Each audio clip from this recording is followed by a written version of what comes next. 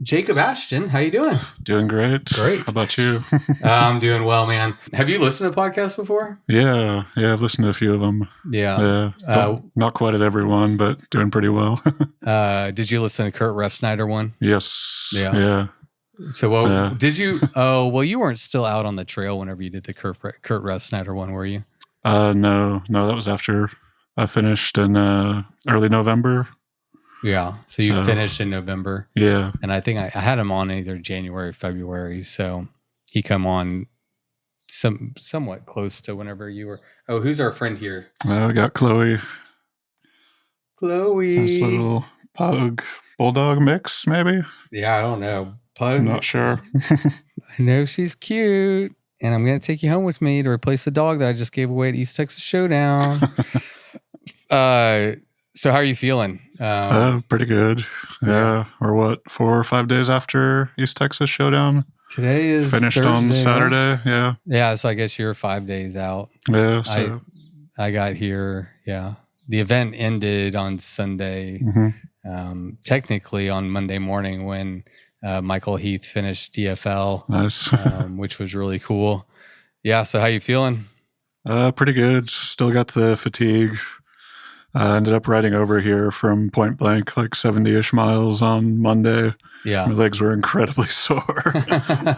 maybe the most pain I've had in my legs in a very long time. Yeah. And, it's super relaxed. It was actually a nice cruise over.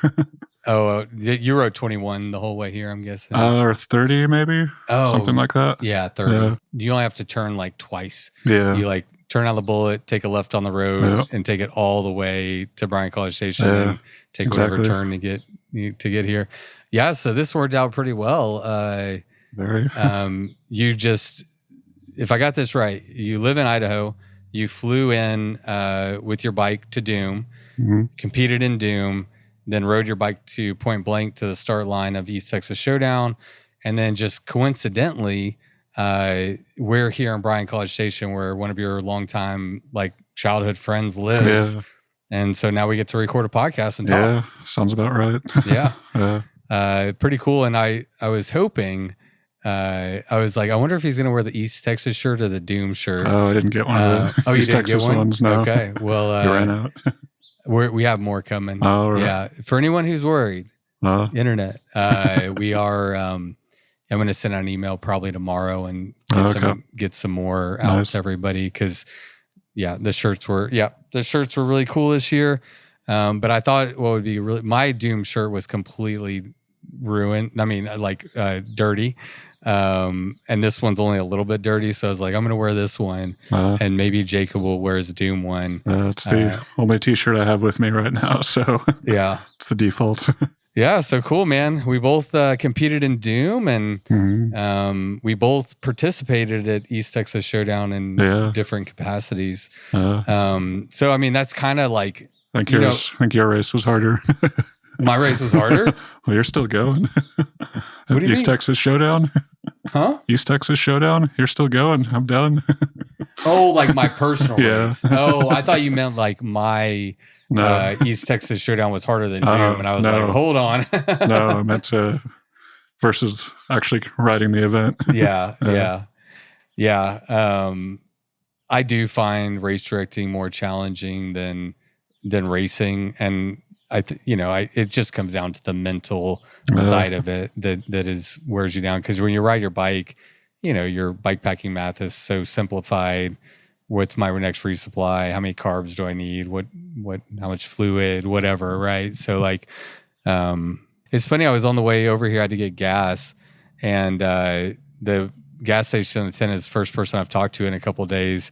And I listen to my voice. I'm like, oh yeah, my voice is still recovering from the East Texas Showdown. Sounding a lot better than you were. You're getting pretty hoarse there by the end. Yeah. Yeah, it's normal. I'm an idiot. I'm always yelling in the microphone, and that's fun. I can't help. Yeah, I love it. I don't know. It's funny. I enjoyed it. I think I'm a pretty calm person, but for some reason, if you put a fucking megaphone in my hand, I turn into a maniac. And I didn't know that about myself until I got a megaphone for the first time, and I'm like, oh, okay, that's just my megaphone persona. Well, the energy made it fun. Yeah. Everybody appreciated it. Yeah, it cool. is fun, man. I think so.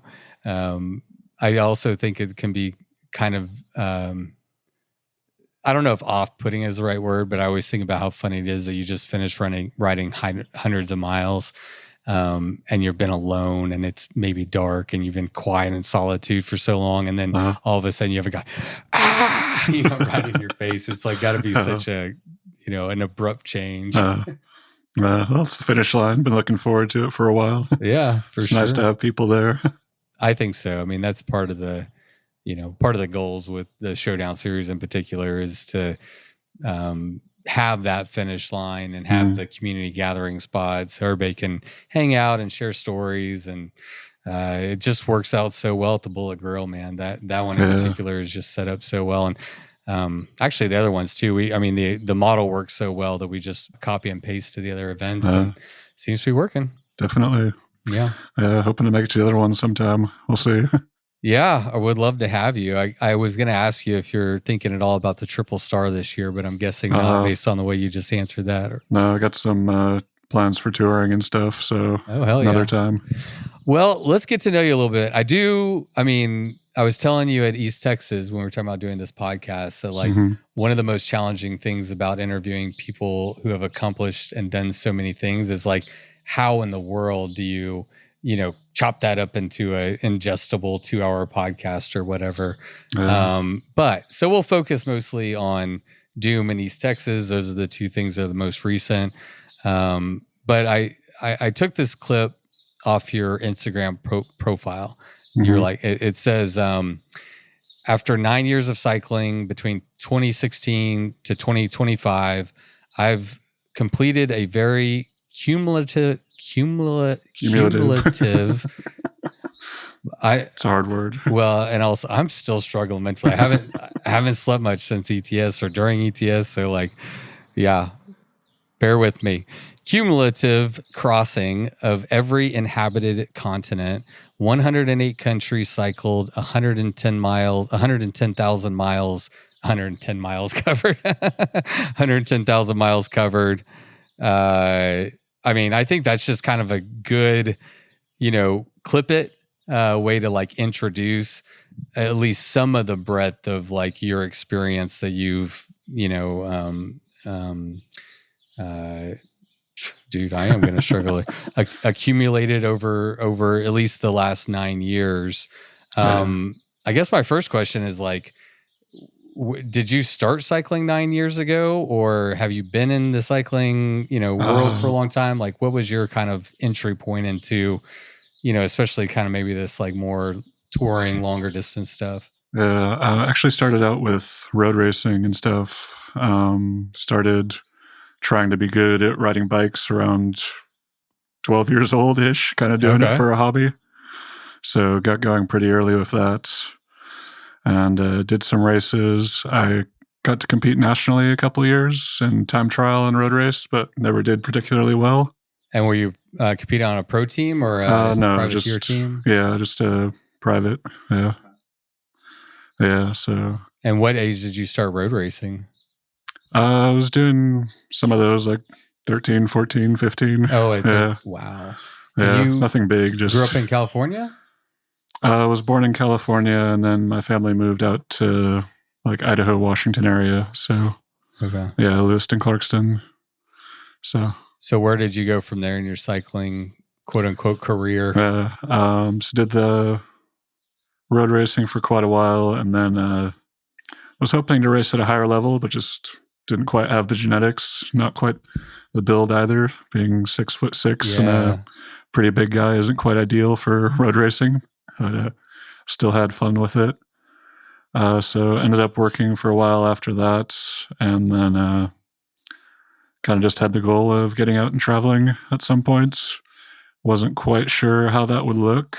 And then, I don't know, like many people just kind of discovered bike touring at some point, or the concept of that. And then started doing a few weekend trips here and there.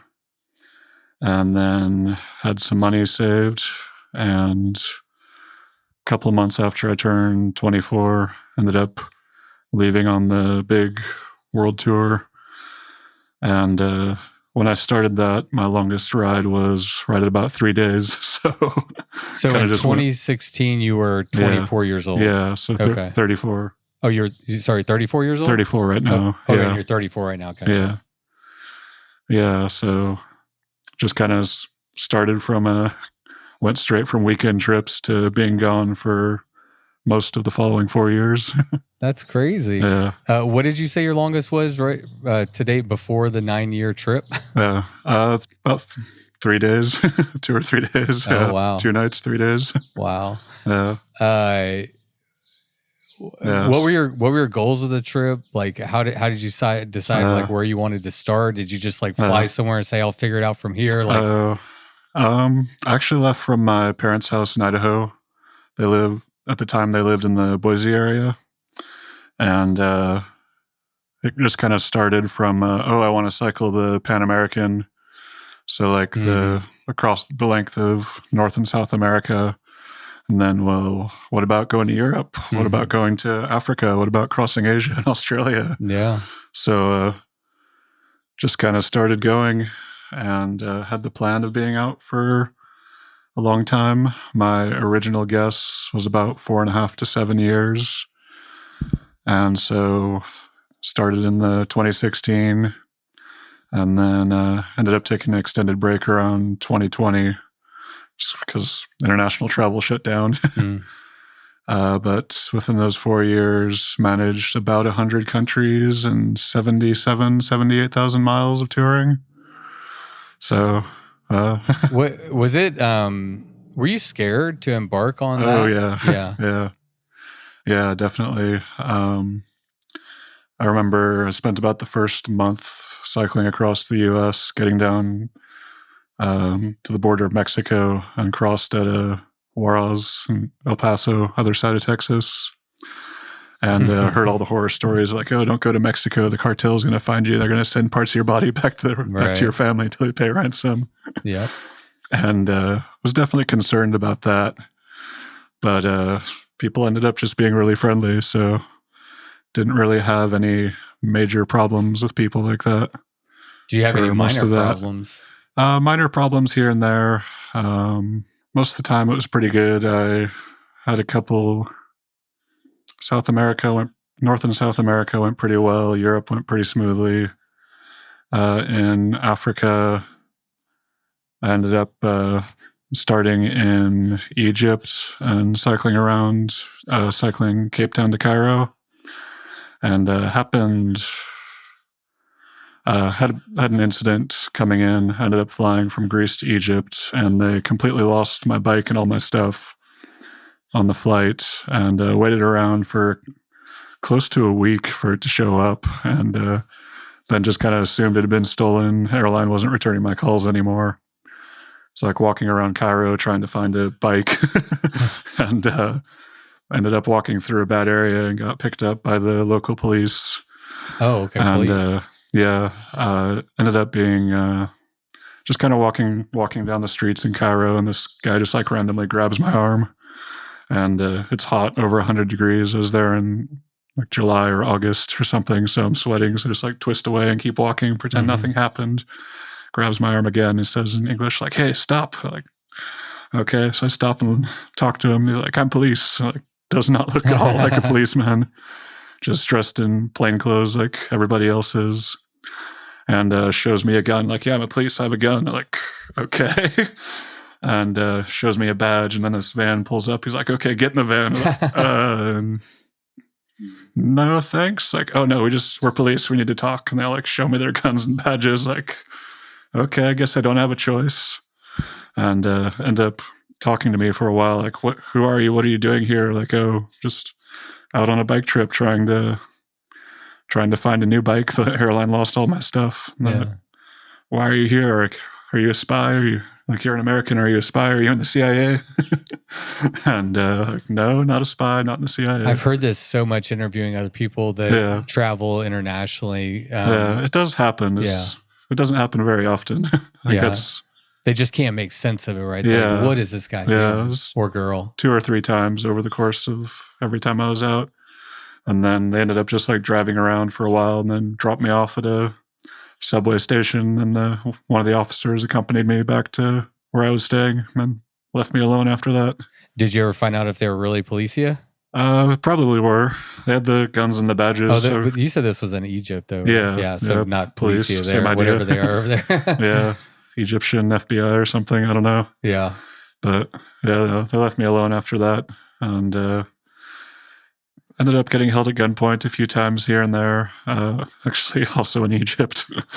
From Cairo, I was going over to try to go to Jordan and Israel, so ended up crossing the Sinai Peninsula, which wasn't advised, and gotten a lot of arguments with the police on trying to cycle there. They wanted to put me in a car. Just kind of stayed calm, like, oh no, I want to ride my bike, and eventually they'd give up and let me ride. Yeah. But got into like one of the small towns after they'd given up on following me, and was looking around for a grocery store or restaurant or something, and like, oh, police station, I'll just go ask for directions, and like go right up the little hill to the police station. Some guy runs out with a gun at me, like, stop, what are you doing? Like, put my hands up. Right in front of a police station. That's ballsy. Yeah. And well, it was one of the policemen. Oh. It was one of the policemen. He's like, never mind. Like, is there a restaurant eating? Like, oh yeah, right there. Like, oh, sorry, we thought you were a terrorist. We've had people suicide bombers. Oh my God. So considering the circumstance, not completely unwarranted response, but yeah. A little bit tense for a bit, but no. After that, they just waved me off, went and got food, no problem. Although you might not have had much of an appetite for a moment or two after that. I had to wait to calm down for a bit. Yeah, let the nerves settle a little bit. Sit on a curb, drink a juice or something. Wow.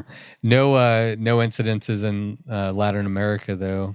No, Latin America is pretty smooth. I think being a big, tall, scary person is very helpful in discouraging people from robbing or other kind of attacks. It's so funny. I was actually going to ask you that same question next. You're 6'6", I'm 6'2", not quite as big in stature, but I do feel like I'm less of a target. I have to think like you are much less of a target than some, because you could probably take out 2 or 3 of them, or at least manage 2 or 3 at a time. No, try to just use the voice. For sure, yeah, absolutely. Don't want to resort to violence. What I'm saying though is like if they're like looking at approaching you in their mind, they're doing the math and they're saying not to say you would be violent. Absolutely not. No, unless you had to. No, luckily it hasn't come to that. So fingers crossed it stays that way. Yeah.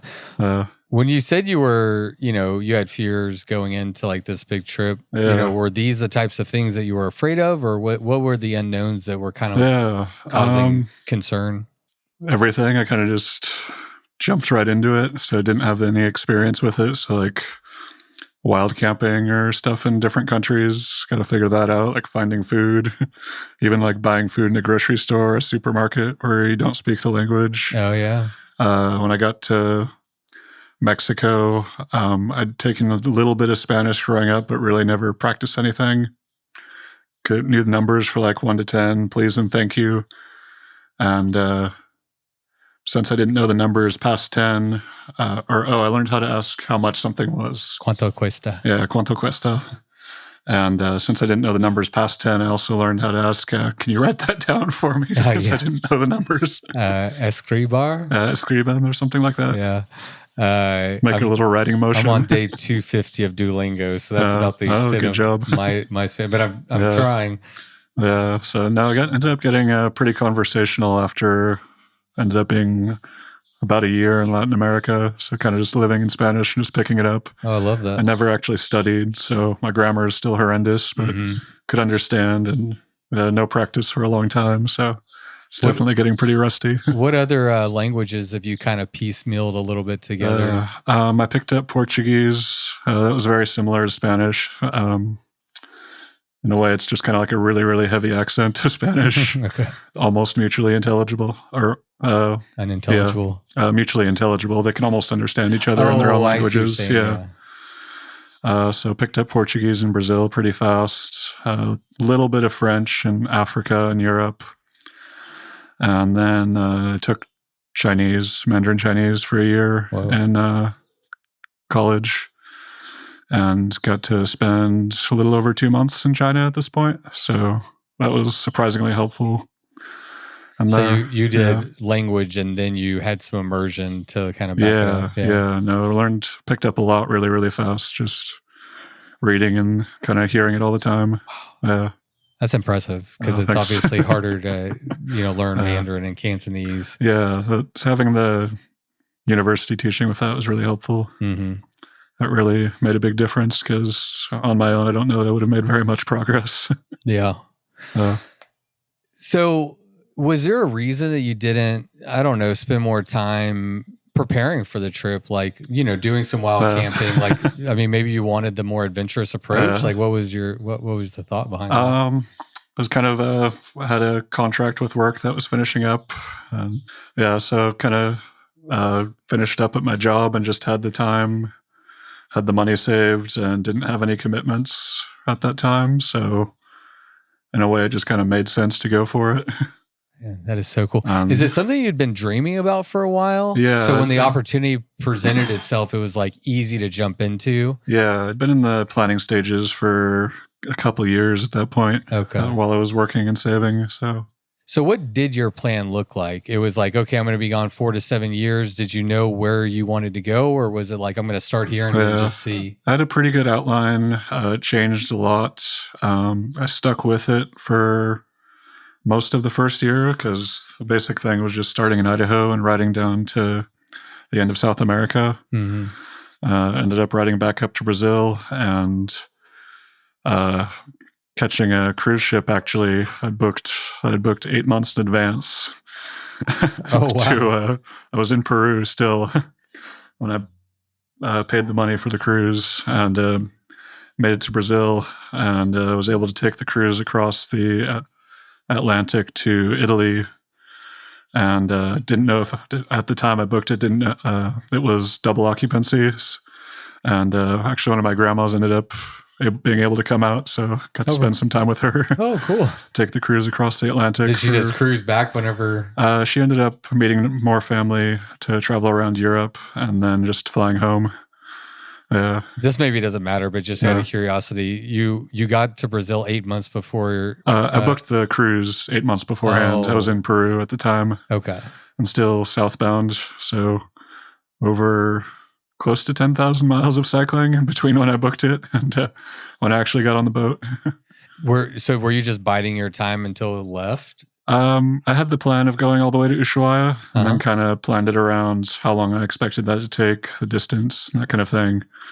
So I'd have mileage plans for each day. But you just figured that's about when. Yeah. And then ended up coming up a little bit earlier, or getting close a little bit earlier than planned. So took a few days off here and there. Managed to make it to Iguazu Falls, one of the highest volume waterfall in the world, I think. Oh, is that close to Ushuaia, or is that up in Brazil? No, that's up right at the border of Argentina, Brazil, and I think Paraguay as well. They all come together and meet at the waterfall. Okay. So, did you make it to Ushuaia? Yes. Yeah, I made it all the way to the end. Penguins? Yes, got to see the penguins. Yeah, that was big. I was really excited about that. Penguins are one of my favorite animals. So yeah. Hey, really Natalie, cool. Did you know that they had penguins in Ushuaia? That's an inside joke. All right. Yeah, so really excited to see those. That was fun. That's still on my bucket list. Nice. Yeah. I'm in love with Latin America, as most people who listen to this podcast will know. I always have to ask, where has been your favorite place in Latin America in particular to tour through? Probably Peru and Bolivia. Yeah. Peru's at the top of my list, man. Yeah. No. It's really tall though. How are those mountain passes? They're pretty serious. Yeah. I think that was one of the highest. That was the highest I'd been on the bike for a long while. That was 16,500 feet over one of those passes in the Huascarán circuit up by Khorog in Peru. But those roads, man. Oh, yeah. Some of the most they're picturesque. Crazy. Yeah, there's one. I have a picture that's one of my favorite pictures from the trip. It's just kind of at this, near the top of this pass, just kind of looking down. You could see like 6 or 8 hairpin bends going all the way down on this dirt road. Got the mountains and glaciers in the background. Like really crazy blue lakes down in the valley below. Getting goosebumps. Yeah. That's what I'm into. Yeah. Okay. Well, Where's your favorite place for you that you've toured so far? Favorites are hard. I'm sure you get that question all the time. Yeah, that's a popular one. Big fan of mountains and deserts. So Peru is definitely up there. And then Nepal was really cool. Just the scale of the mountains out there is insane. It's kind of going to see the Andes or something like that. And a lot of the mountains are 50% taller. Wow. So, yeah, there's a couple places in Pokhara in Nepal, or on a good day, you can see Annapurna. So, over 8,000 meter peak, 27,000 feet tall. And that's standing down at like 2,000 feet in elevation. Oh, my God. Yeah. If you didn't know, you'd think they were clouds or something. Right. Like the top of the peak with the snow is clouds. Yeah. That's happened before. Like when I was in Peru, actually riding up to the pass I was just talking about, was kind of picking my way up a dirt road, kind of out of breath, rough road. Bike has too much stuff on it, and then I look up like, whoa, those clouds are really pointy. Like, oh, those are mountains. Yeah, those are some really weird pointy clouds. I've never seen that before. Yeah. All blue and different colors. Like, oh, shoot. That's so cool, man. I bet you also got the thing where you're like above the clouds in the mountains. Yeah. Which is always sometimes too surreal experience to be like that high up. Yeah, definitely. Okay, so Nepal. Yeah, Nepal is up there. What's on your 108 countries? Yeah, about that. Depends on how you count. Where are you itching to still get to, or is there places that you're like, I can't wait to go back there? Yeah, mostly focusing on new places. I'm actually planning a tour right now. Probably flying to Japan in about a month. Okay. So plan is to cycle around Japan, take the ferry to South Korea, another ferry to China, and hopefully go to Mongolia. Really excited about that. Heard a lot of good things about Mongolia. So, what have you heard? I actually haven't heard a lot about Mongolia other than like the history there. It's one of the least densely populated countries in the world, if not the least. I think something like, I don't know the exact numbers, 800,000 people are the entire country, but 90% of that population lives in the capital. Okay. So it's supposed to be quite easy to get out there and not travel on the dirt roads through the mountains and the steppes and not see anybody for multiple days. Well, that's a good question. When you're touring, what kind of touring are you seeking? The more like, because you could do more of a dirt tour. You could try to hit the main cities or the pueblos or... Most of my touring, I'd say, for going into the bike touring argument, I leaned more towards bike touring, I guess. I do enjoy riding the dirt roads and stuff and doing all that when I can, but in a lot of places it's just really hard to do that. Right. And like one good example would be in India. Ended up spending most of 7 months cycling around India on my last big tour. And a lot of that's just on pavement because there's not really any other options. So it's as much the riding as it is the cultural experience. Yeah. Meeting the people, trying the foods and stuff. I think so, yeah. And in a lot of places, there aren't really the developed routes in the same way. So just kind of doing my own stuff, figuring out what goes where. And I've had trouble just going in and saying, exploring, like, oh, I'm just going to go up that road and see if I can make it through kind of thing. I kind of want to have a better plan. Yeah, a reasonable expectation that I'm going to be able to get through. Yeah. Fair enough. I mean, I want that in the States. There's, at least in Texas, I run into private land all the time. Yeah. It's like you can make a route that looks so good on paper, but you're going to run into so much private land. Yeah. It could really F up your ride, Yeah, I ran into that a little bit coming over here. So, most of the time it was pretty good. I'm not surprised. Yeah. Are you on the same touring bike that you started with? And, no. And if not, what did you start with and what are you on right now? I actually started on a recumbent bike. I had a bunch of back problems and stuff. And the recumbent was just super comfortable and really fun to ride. Like your traditional 4-pannier setup is what I started out on, carrying too much stuff. And that bike actually broke cracked the frame, and had to replace that and buy a new bike in Chile, actually in Santiago. Ended up buying a new bike there. That one, another recumbent, or just a normal bike. After that, yeah, the recumbent's really fun. Didn't like the attention, all the extra attention from that. Yeah, from that bike. It's kind of, in a way, it's like being a celebrity. It was like people flocking around to come see the bike. Mm-hmm. And I tend to be a little bit more introverted, so not really a fan of all the attention stuff there. So switching to a normal bike was actually really nice because it was kind of all of a sudden anonymous, and I could just ride through a city and nobody's just another guy yelling at me or running up to take pictures or videoing me from their phones in the same way. Yeah. And that still happens in some countries, but that's more of being the crazy foreigner on the bike rather than just being somebody riding around. Yeah, for sure. Yeah. So, I was on that bike for another 10,000 or so miles. Then that was the one that got lost flying over to Egypt. And then bought the other bike there. That bike was terrible. And ended up taking an unexpected break to go home and get a new bike. And then, because I'd lost all my camping gear and stuff too, and didn't have my water filter, so I ended up crossing from Egypt, rode that bike all the way to Ethiopia and Addis Ababa, the capital there. So good 6,000 miles or so, and had like a equivalent of a Walmart tent and sleeping bag. Yeah. The tent would completely soak through if it rained, but luckily it was in the Sahara a lot of the time. So, blocks the wind. Yeah. And the dust. Yeah. And so rain wasn't a problem too often. And when it was raining, hotels were pretty cheap. So didn't have my water filter, ended up getting super sick. Getting water out there in Sudan, they just had like these shelters and stuff with water, kind of like bus stops, and they just have these clay pots filled up with water. And like, water, and just like drink the water from there, and it turns out it comes straight from the Nile. And sanitation is not superb out there, so to say it, so it's all loudly. It's all downriver from Khartoum, the capital, a bunch of other places. So just got ridiculously sick. It was also 110, 115 degrees at the time. So I actually had one day where I was just asked to camp at a mosque, and they're like, oh yeah, no problem. So I set up my tent and just got super, super sick overnight. It's like running out of my tent to go run off to poop in a hole somewhere.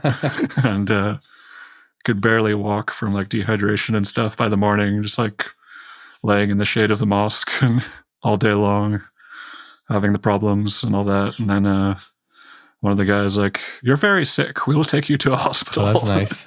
So got a actually he was very one of the silly things I've done is riding everything.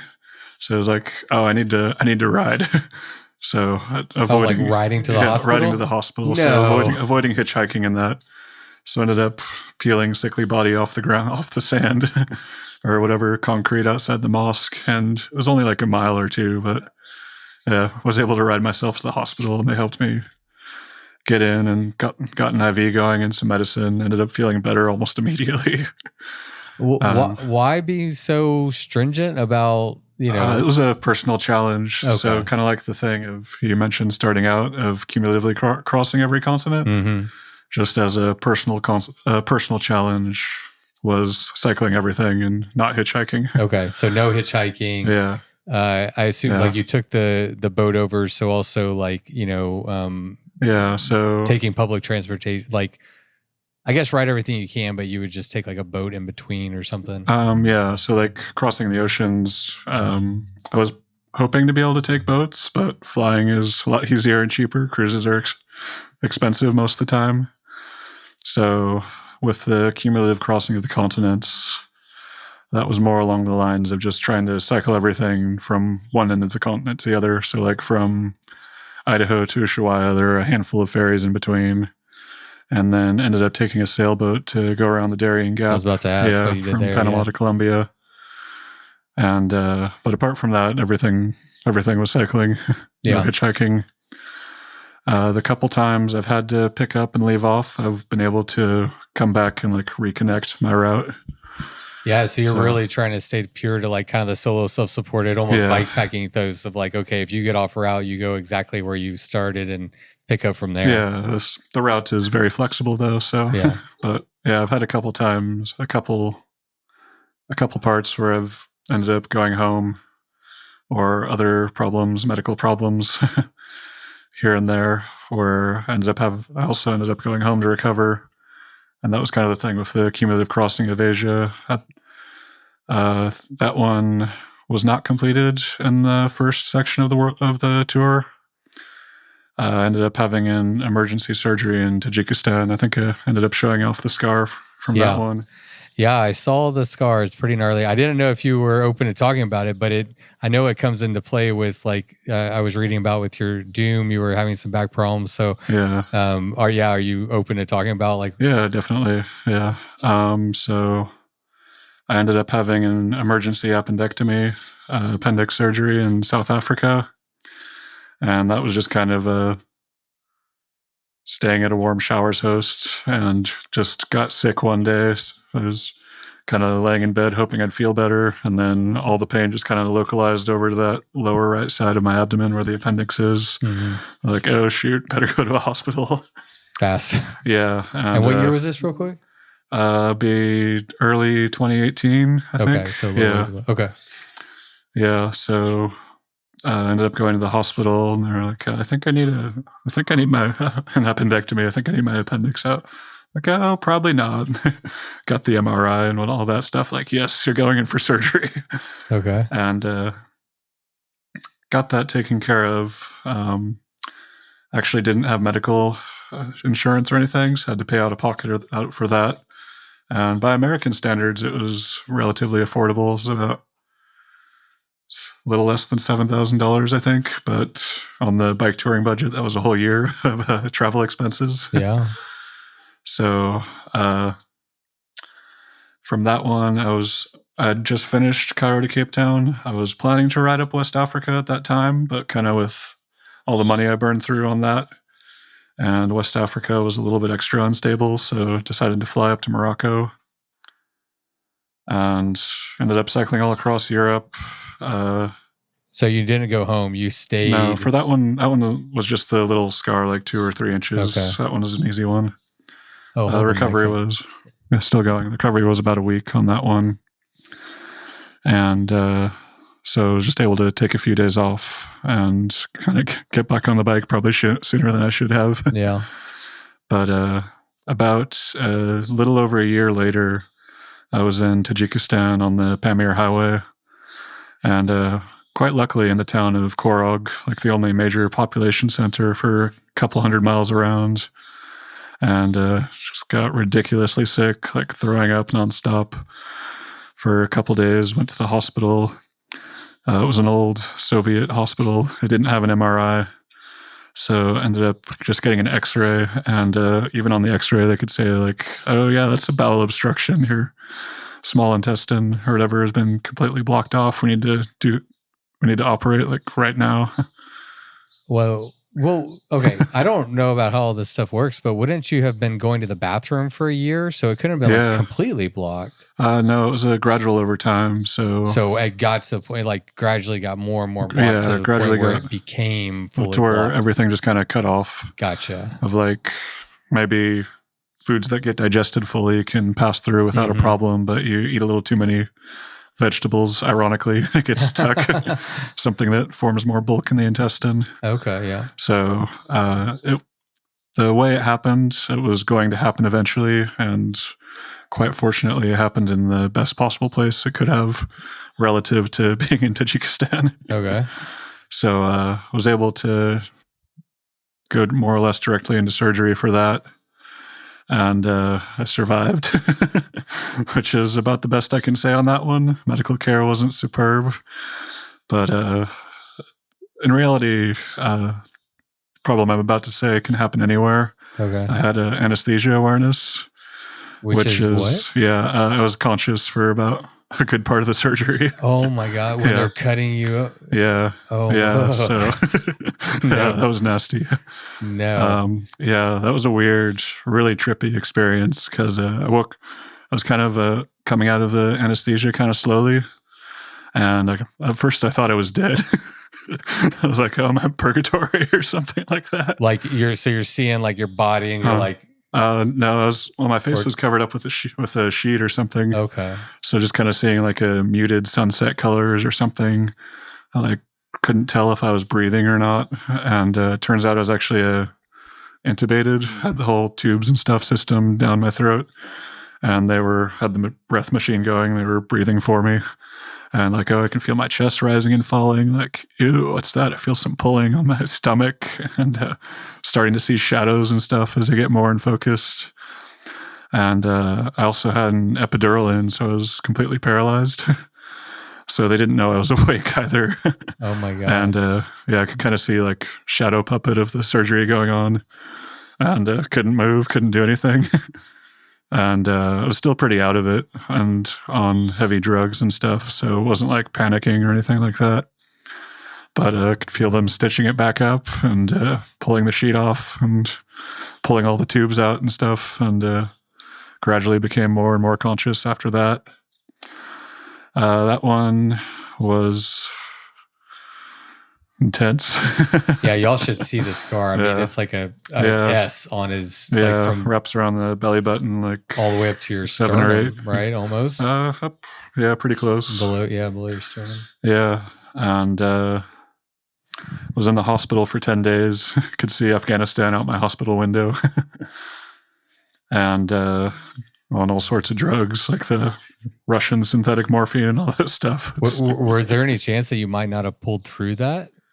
Not that I know of. Okay. I don't think there are any other complications in the surgery. Just kind of a unfortunate complication of being awake. Yeah, no, that is unfortunate. So, no, got released from the hospital after 10 days. That one, they actually apologized for it being so expensive, and it was $550. Oh my God. Yeah. Which might still sound expensive if you live in Europe, but if you live here, that's you nothing. Pay that just to walk into a doctor's office over here. No, definitely. Yeah, so that was the food, the medical care, and everything.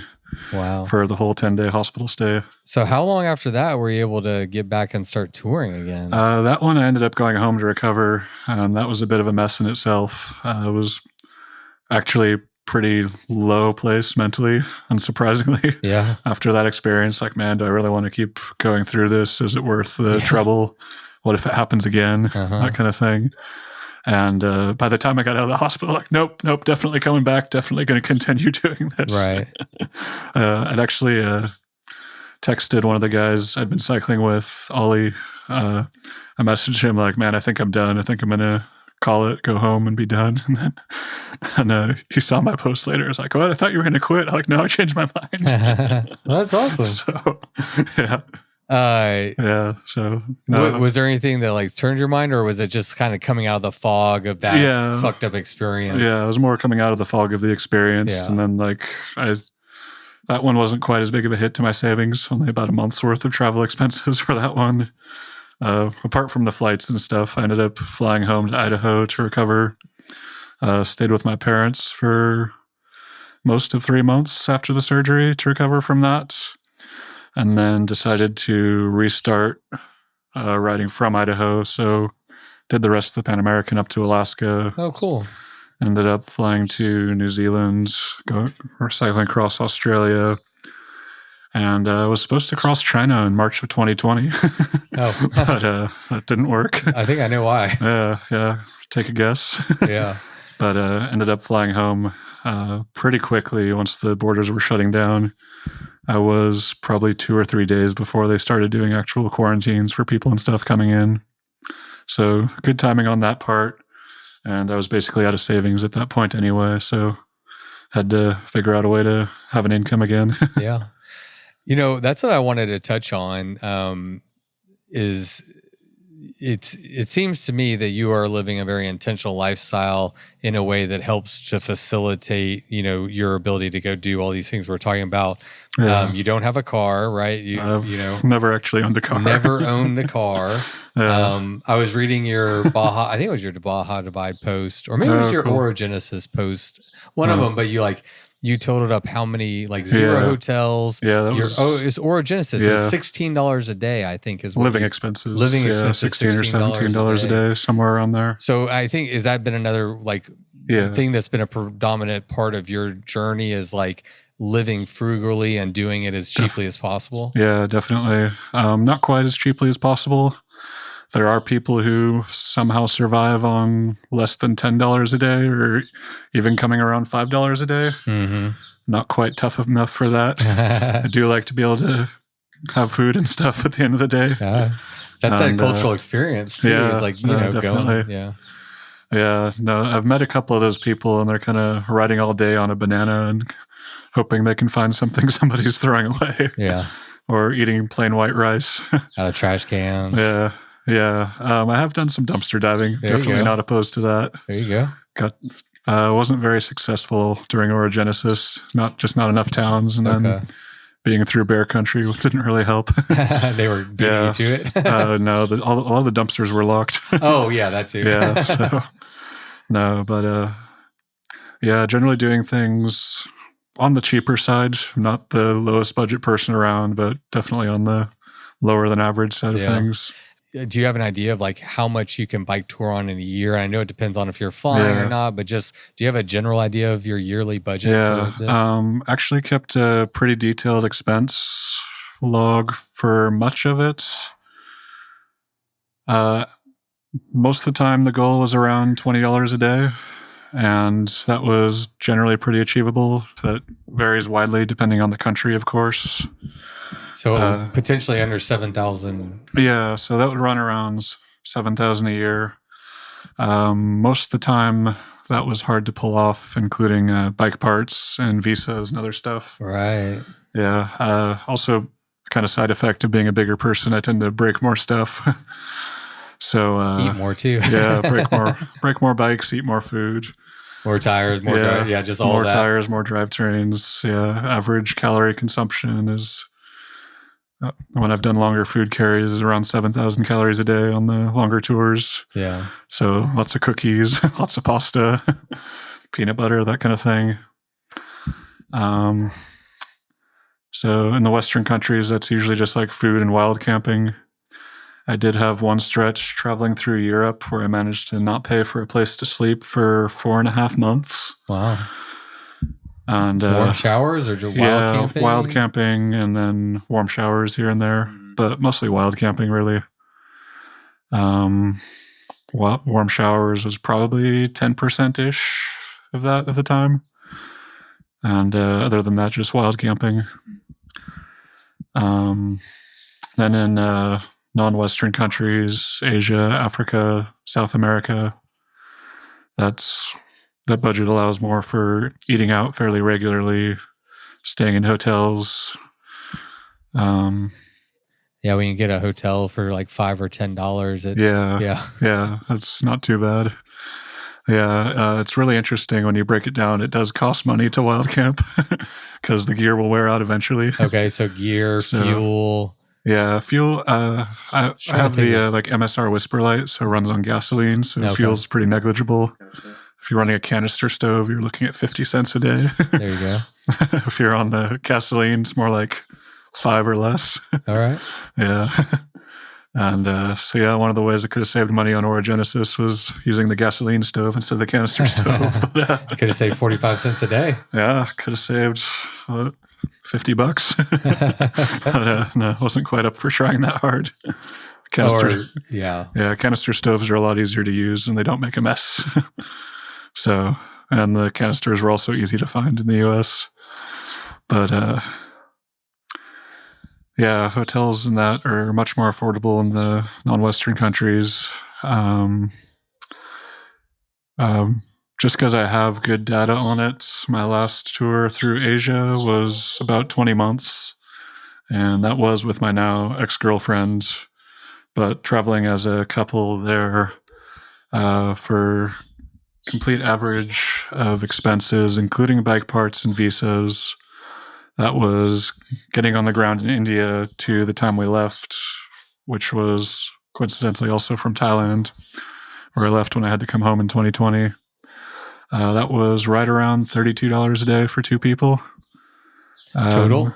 Yeah, $32 a day so average. $16 each. Yeah. Yeah. And so, yeah, that cuts back on the hotel expenses, of course, splitting the hotel costs in that way. And that was staying in hotels about 2/3 of the time, actually, around Asia. So 500, 600-ish days. And 150, 180 nights of wild camping and the rest in hotels. That's crazy. You remember all this stuff. You can tell you're really detailed. There's a whole Excel spreadsheet. Yeah, like I can tell like you have all this data. Yeah, and it's one of the nice things about keeping track of the budget is saying like, oh, I've spent this much this far. My current average spend is this. Like, oh, I can spend a little bit of money to not spend. You actually know what your budget is. Yeah. To like, oh, it is okay to continue eating out for this meal or that meal. Or like, oh, I'm kind of tired at the end of the day. Like, oh, that hotel's a few dollars more than I want to pay. Do I want to just stay or keep trying to keep looking and save a few bucks? And can decide like, oh, it's okay to spend $3 or $4 more a night extra and just stop as opposed to continuing to look. Expectation versus reality, like it seems so romantic to go and do all this. I have a good story on that. Okay. Yeah. I'd love to hear it. I mean, yeah. You're making sacrifices to go and live this kind of lifestyle. Yeah. So yes. Let's hear a story. Yeah. So we're basically glorifying homelessness right now. That's the putting it in real terms. It's kind of like that. But one way of expectation versus reality was, I met a guy in Rwanda, Sam Jack, and I was riding Cairo to Cape Town, so I was trending mostly southbound. Took a pretty circuitous route around Africa. If you notice, Rwanda isn't quite on the direct route. And he was riding in the opposite direction. He'd started from his home in South Africa and was riding up to West Africa.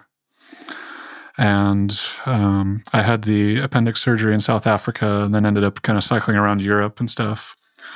And was around there. Europe is nice. Really like the Lidl supermarkets. Get fresh baked croissants and stuff at that for like €1. And really good food.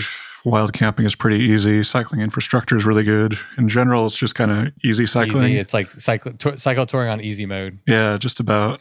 And I was seeing Sam Jack's post, and he was cycling from where I was. He cycled into the Republic of Congo and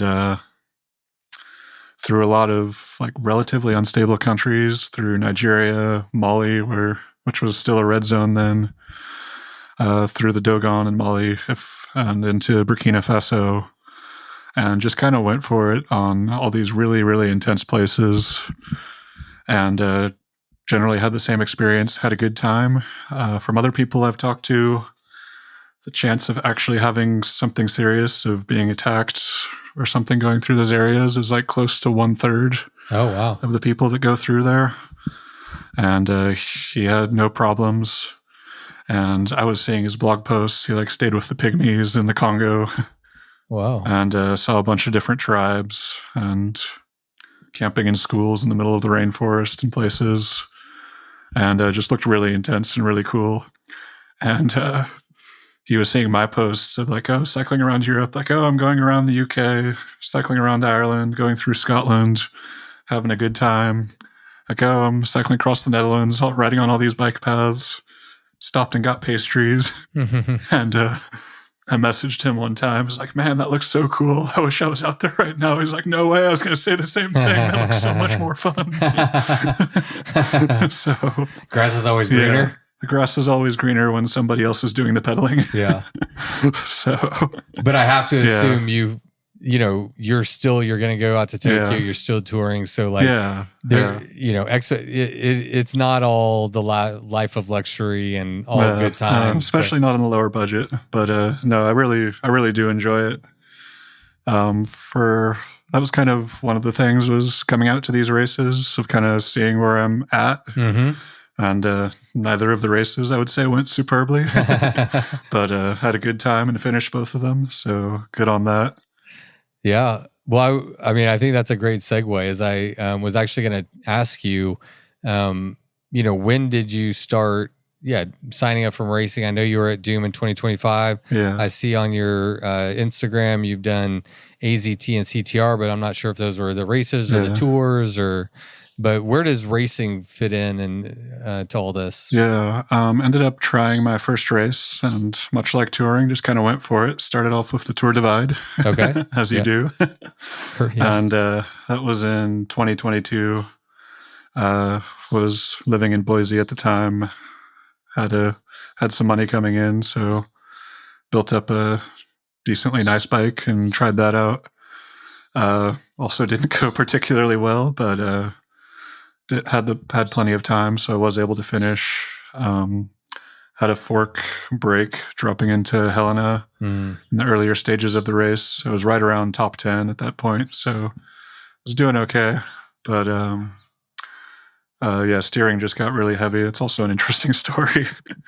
Was coming in on whatever rocky descent right before you hit the highway going into Helena. I'm like, man, my steering's getting really heavy. I wonder what's going on. And look at it, like, the headset bearing or something is going out. Like, okay, well, hopefully I could just get that sorted really quick in Helena. And just kept on getting worse as I got closer. Like, my shoulders were getting sore from trying to balance on the bike because of how tight the steering was. And got into Helena, like, I think my headset's bearing's out. Like, mechanic's like, okay, picked up my bike, and the fork dropped out the bottom. What the heck? Yeah, the steer tube had cracked. So if you had like done a wheelie, it would have. If I'd done a wheelie or hit a bump, big bump, something. Yeah, it was at that point where it was right there, of going face first into the road. Okay. So kind of lucked out on that one. Very much. Yeah, it's. For everything that's that's happened, I've been surprisingly lucky. Yeah. So, but yeah, I got stuck for 2 days there and waiting for a new fork. And then at that point, I was just kind of fast touring it. Yeah. So still managed to finish and had a good time. Glad I did it. And did you race AZT and CTR? I didn't race the AZT. That was last year, actually 2 weeks after Doom. Left out to tour the AZT, flew into Tucson or wherever, rode to the start, and then got to tour almost all of the AZT. Had some mechanical problems, so missed like a small section around the Mogollon Rim, but got like over 90% of it, which usually counts as a completion to me when you're touring. And then CTR had a very ambitious plan there. This is good because in a way, kind of looking at where I'm at, you can see like all these things like I've succeeded at to a degree, and this was one of the things that didn't quite succeed at. Okay. So for Colorado Trail, was doing some training and feeling pretty good about it. Andrew Strempke had the Yo-Yo FKT that was right around 13 days, I think. So I got this crazy idea of like, I'm going to ride the Colorado Trail southbound starting on this very specific day. I'll have 7 days to get from Denver to Durango, and then I'm going to have a full rest day in Durango and turn around and come back with the Grand Depart and try to get it under 4.5 days. Okay. And if I was under 4.5 days coming back, that would have been a potential Yo-Yo FKT. Yeah. And I assume he did it single speed. He did it single speed, yeah. So he still would have had the single speed FKT. Okay. But no, I underestimated the altitude, underestimated the hike-a-bike. It fell apart pretty fast. I had a good first day. I was on track. I had a pretty good second day. I was having some back problems and stuff. And on the third day, I was just pretty dead. I think I ended up doing like 35 miles and 4,000 or 5,000 feet of climbing. Oh, wow, yeah. And then just kind of had to take lots of breaks. And just realized right away it wasn't going to happen. And I did finish, just slowed down. Yeah. Had a still reasonable time of like 9 days or so going southbound. I ended up seeing everybody on the Grand Depart on the day before I finished the trail, coming back and feeling a little bit of that missing out. I did have the idea coming in. I was feeling good going into Buena Vista, which is a little bit over the halfway point, I think. And I thought about picking up the pace again, trying to get back on pace, and not having the rest day and just turning around and doing the Grand Depart. But would have had to really, really dig for that mentally. And actually already had the plan of starting orogenesis after that. Yeah. So at that point, from a mental perspective, it felt like an either or. Yeah. So decided to I'm not saying I definitely could have done it, but the mental state I was in, I was kind of picking either or, so I decided to go for touring orogenesis. How has your mental state held up through the course of all this? Like, these are hugely hard efforts, whether you're racing or you're touring, you're out of your comfort zone. It has to come with auxiliary like stressors and stuff. And like, that's something I'm always impressed with when people can, keep it up for like 10 years, Yeah, I have had some good chunks of time off. So to just reset. Hasn't quite been continuous. Out of that 10 years, I think it's 6.5 years on tour, roughly. Mm-hmm. So not an exact figure. I'll just give that as a pretty good estimate. Have had some good breaks. Most of the time, it's been pretty good.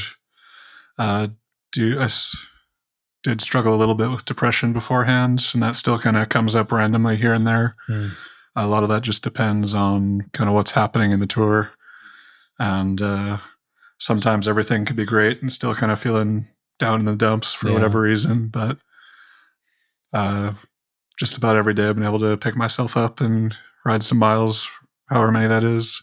It's interesting because, like, for a lot of people that don't get to tour as much as you do, and other people like y'all, like, we have a job and we do life, and then we go on these vacations, or we kind of like leave our problems behind. But like, what you're doing is you're living your life out there. So your problems are you can't, outrun your depression for too long, or whatever you're running. Not to say everybody's running, but leaving the woes of the world behind.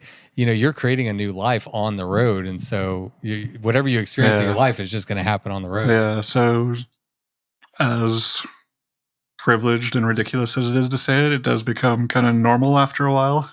It's still my life. It's still going on. I still definitely do my best to appreciate it, especially when I'm kind of feeling not so great at different times. And that has been a challenge in the past, but I've tried to be more aware of that and see when it's coming. As I kind of have an idea that I'll probably try something normal, and probably end up being sometime next year, based on current savings. So there to a degree there is an end in sight. I'm not sure how long that will be, but going to try to do something more normal after that. So like a normal job, normal life, quote unquote normal. Yeah, we'll see what we've normalized. yeah. Well, working, racing, and doing shorter trips, that kind of thing. Yeah, is the idea. So, and that's a reminder to kind of enjoy it while it lasts. Because that's, in a way, even when I was first starting out, just kind of doing my best to appreciate it. Like, I'm not planning on making this my entire life. There are people who have done that. Definitely not the most traveled person in the world on a bike. No. Heinz Stücke comes to mind, German guy. That's the guy that, he's been going for like 70 years or 60 years or something. Yeah, he did a little bit over 50 years, mostly nonstop. Yeah. And crazy amount of riding, crazy amount of touring and all that. He's still around, right? He's still alive. I think he's mostly bedridden. Did hear a podcast from him recently. You did? Yeah. So he was one I was like, I wonder if I could like get a hold of him. Yeah, it sounds like he's pretty open. You should try. Okay, give him a call. Yeah, he loves to. Sounds like he loves to talk about it. Okay, that's good to know. Yeah. So yeah, reach out. Or 6 days now. Yeah, Right? I mean that's exactly how it goes. Yeah. So, yeah. All right. So, oh, sorry. Were you gonna say something? Yeah. Just kind of not planning on making it permanent. So I'm planning on trying to do something normal. We'll see how long that lasts. Yeah. Are you looking forward to that like next season of like being a little bit more settled and Yeah. trying the other shoe on for a little while? Trying to do something normal since it's been the majority of my adult life at this point. Yeah. So, yeah. I think it could be. I don't know. I'm all about times and seasons of life personally. Like, I've stopped trying to be like, oh, I'm this way and I'm this person all the time. It's like, no, right now I feel like being this person and I feel like living here or doing it this way or whatever. Yeah. Another thing on the just mental struggle, orogenesis is actually a pretty good example of that. It's a very intense route. I just did the border to border when I rode it. I'd already ridden the Baja Divide, but it was still 3,200, 3,500 miles border to border and 500,000 vertical feet of climbing, somewhere around there. Yeah. And even touring, I was going for like 6 hours of moving time a day. And sometimes that was spending 3 or 4 hours pushing my bike up the side of a mountain and an hour or two riding down. But the other 12-ish hours a day, I was planning to be lying down in my tent trying to recover from doing that so I could get up and do it again the next day. Yeah. And that was hard. I'd compare it to the kind of like the Arizona Trail. It's just more than 4 times as long. Yeah. Yeah, I couldn't even imagine. And there's no portage. And so for the record, for anyone who doesn't know, I had Kurt Refsnyder on the podcast at the beginning of the year. He was the first person to complete orogenesis. And then shortly after he started, you actually hopped on the trail too. Do you remember how long after he started? It was like a month or two? Or about 2 weeks behind. 2 weeks behind. Yeah. It was like real soon. Yeah, if I had not done the Colorado Trail immediately beforehand, I would have started at about the same time. That would have been fun. Yeah. Riding buddy. Yeah, I thought about doing that, but kind of had the time available to do the Colorado Trail. And planning around that, I was planning to do orogenesis and then be in Southern California for Thanksgiving with family and stuff. Yeah. So the timing worked out a little bit better doing that beforehand as well. Okay, so with this new, life 3.0 or whatever, where you're maybe going to be a little more settled down, do you see yourself like doing more racing? Is that something that you're kind of, again, you've kind of done the touring thing now? Maybe racing sounds different and fun. Yeah, definitely want to get into the racing more. Really enjoyed that. The experience is very intense. I like the challenge and stuff around racing, and then hopefully having a job or something, knocking off a few of the more expensive countries that make less sense to do on the really low budget. Like Caribbean islands would be a good example where you're kind of just flying into places. The cost of being around there, getting back is a little bit higher. So budget touring doesn't quite work as well. One of the things that makes it possible to travel on a very low budget is being out for a long time. If you're looking at another, like a normal a plane is so much of the 2 or 3 week bikepacking trip to wherever that involves flights, especially internationally. Just getting there and getting back is a really big portion of that. Yeah, the longer it is, the longer you cost average your flight over the whole trip. Yeah, so it might cost, I was looking probably $500 to fly over to Japan for a one-way ticket. But once I'm there, I'm going to have the low budget and hopefully stick to that pretty well. Yeah.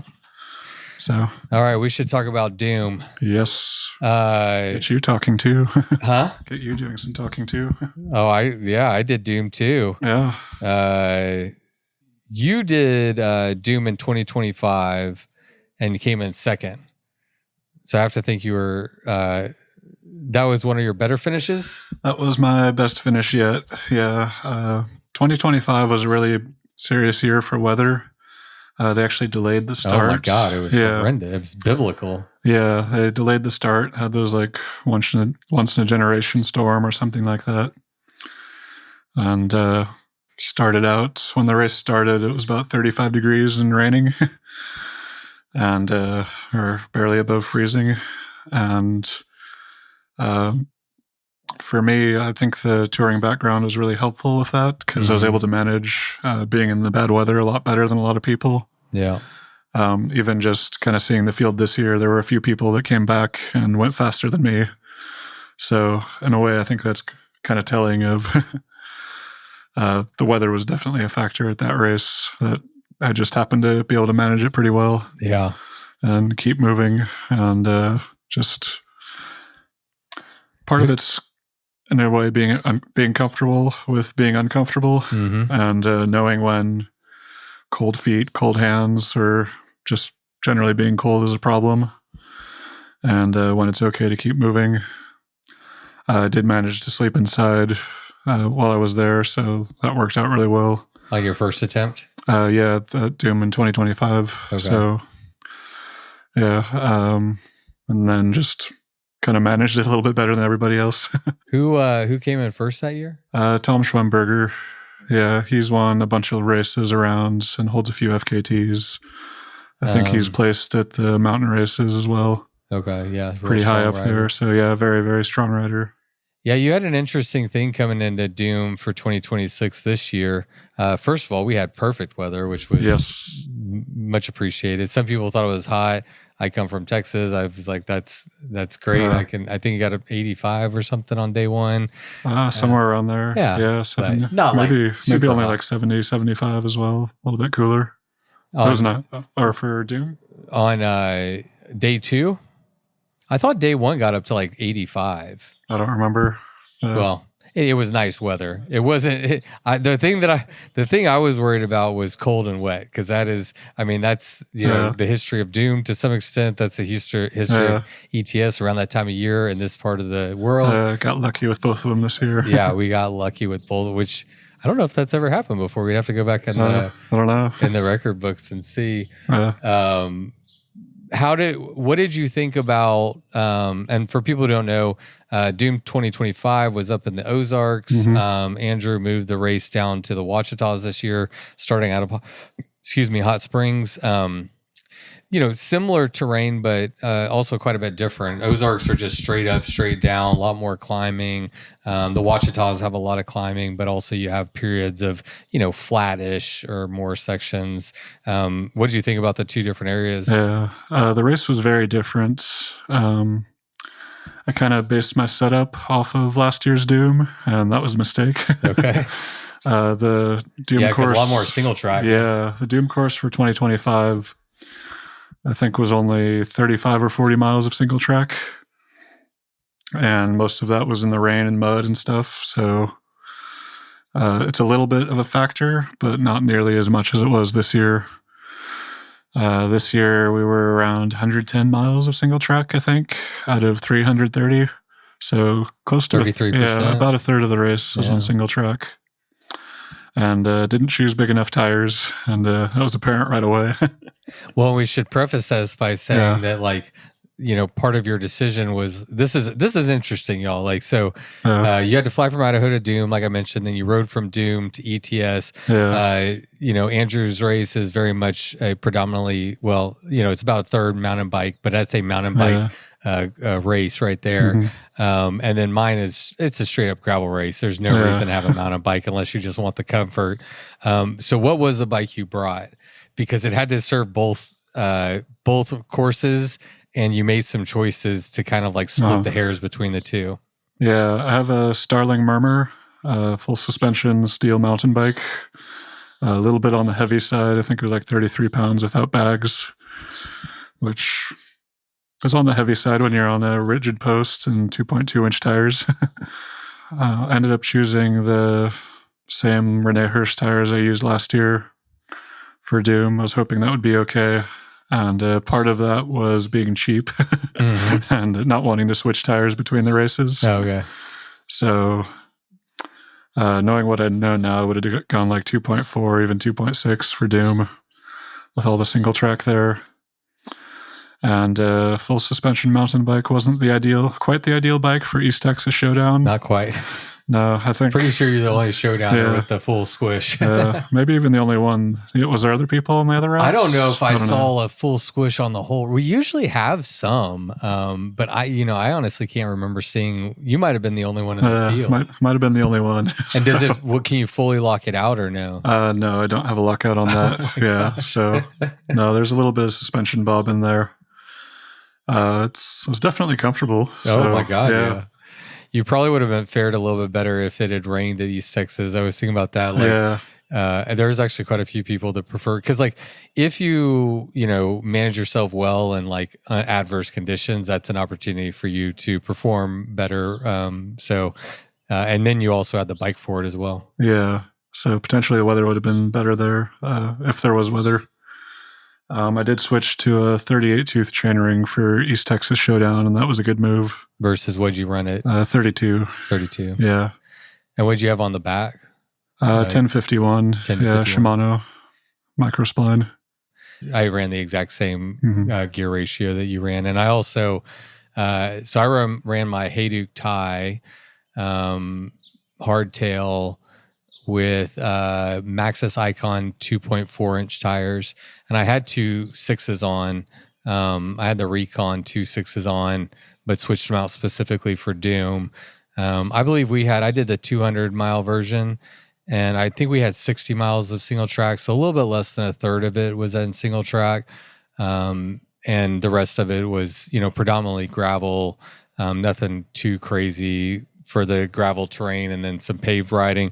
And I thought, like, for me, the 2.4 worked well. Like, the Lovett is a kind of, it's not like a super gnarly trail. It's not like the Womble and the Wichita trail. Those two are like out of those three, what do they call it? The Ouachita Triple Crown is what they call that series of 3 trails. The Lovett is still an IMBA epic. It's a challenging trail. I've ridden it several, I think 3 or 4 times now. It was fine on a 2.4. It's like, yeah. So I was pretty happy with my tire choice. Yeah, that sounds like the good one to have. Yeah. Yeah. But you had so you raced didn't go exactly the way you wanted to go. I guess my first question is, did you set a goal like going in, or is it just always like, hey, I'm going to just see where I land, but do my best? I don't think I'll ever be strong enough to say I have a goal on where I'm going to finish. Yeah. Maybe one day once you know where you're at in the field. Yeah, maybe. Yeah. It's one of those things, and it really depends who shows up and what happens during the race. Yeah. So my main goal was just to finish the races. Did want to try as like personal challenge to push it on sleep. Doom took me about 48 hours or right over. Yeah, you were right over. I didn't just barely 2 days, 0 hours and something, I think. Yeah, some amount of minutes, but yeah. And was trying to push it on sleep. So I ended up doing 3 15-minute naps along the way. The whole time. Yeah. And that ended up working pretty well. That was the most I pushed it on sleep for a race like that. Doom last year, I had like an hour and a half each night. And that still felt like I was pushing it at that point when I was doing that one. So to have less moving time and or a slightly shorter course, roughly, I'm not sure, I'd have to look at the moving time. They weren't that far apart for my average speed on what I did, but in a significantly lower elapsed time, less stoppage time would be the big thing there. That was one of my goals, to do that. Yeah, so you're really focused on that. Yeah. And then if I placed, that would have been a bonus, a tertiary thing. Yeah, bonus. Always nice to place. I think you came in 7th. Yeah, I think 7th overall. And at East Texas, I think 7th overall and 6th in the men's category and 7th overall. Yeah. That sounds right. I wasn't quite sure if the tracker were jumping around on who got what where. I looked at it today, so I think that's the settled note, because they went through and like settled all the times. What's in there now is like the accurate times. Yeah. Actually wrote on your board that I sprinted for 8th place. So have to change that. I was able to go in, or it might just be on the tracker. I was actually I came in just barely ahead of Lucia. Okay. or Lucio, however you say his name. Lucio. Lucio. Yeah, Lucio. Yeah. So Yeah. I saw him with a quarter mile to go at one of the hills right before you drop in towards the finish. I was like, oh shoot, he's right there. Gonna go for it. He was in front of you, so you went and chased him. Yeah, so it just sprinted up the hill, just caught him and passed him and rolled into the finish line before.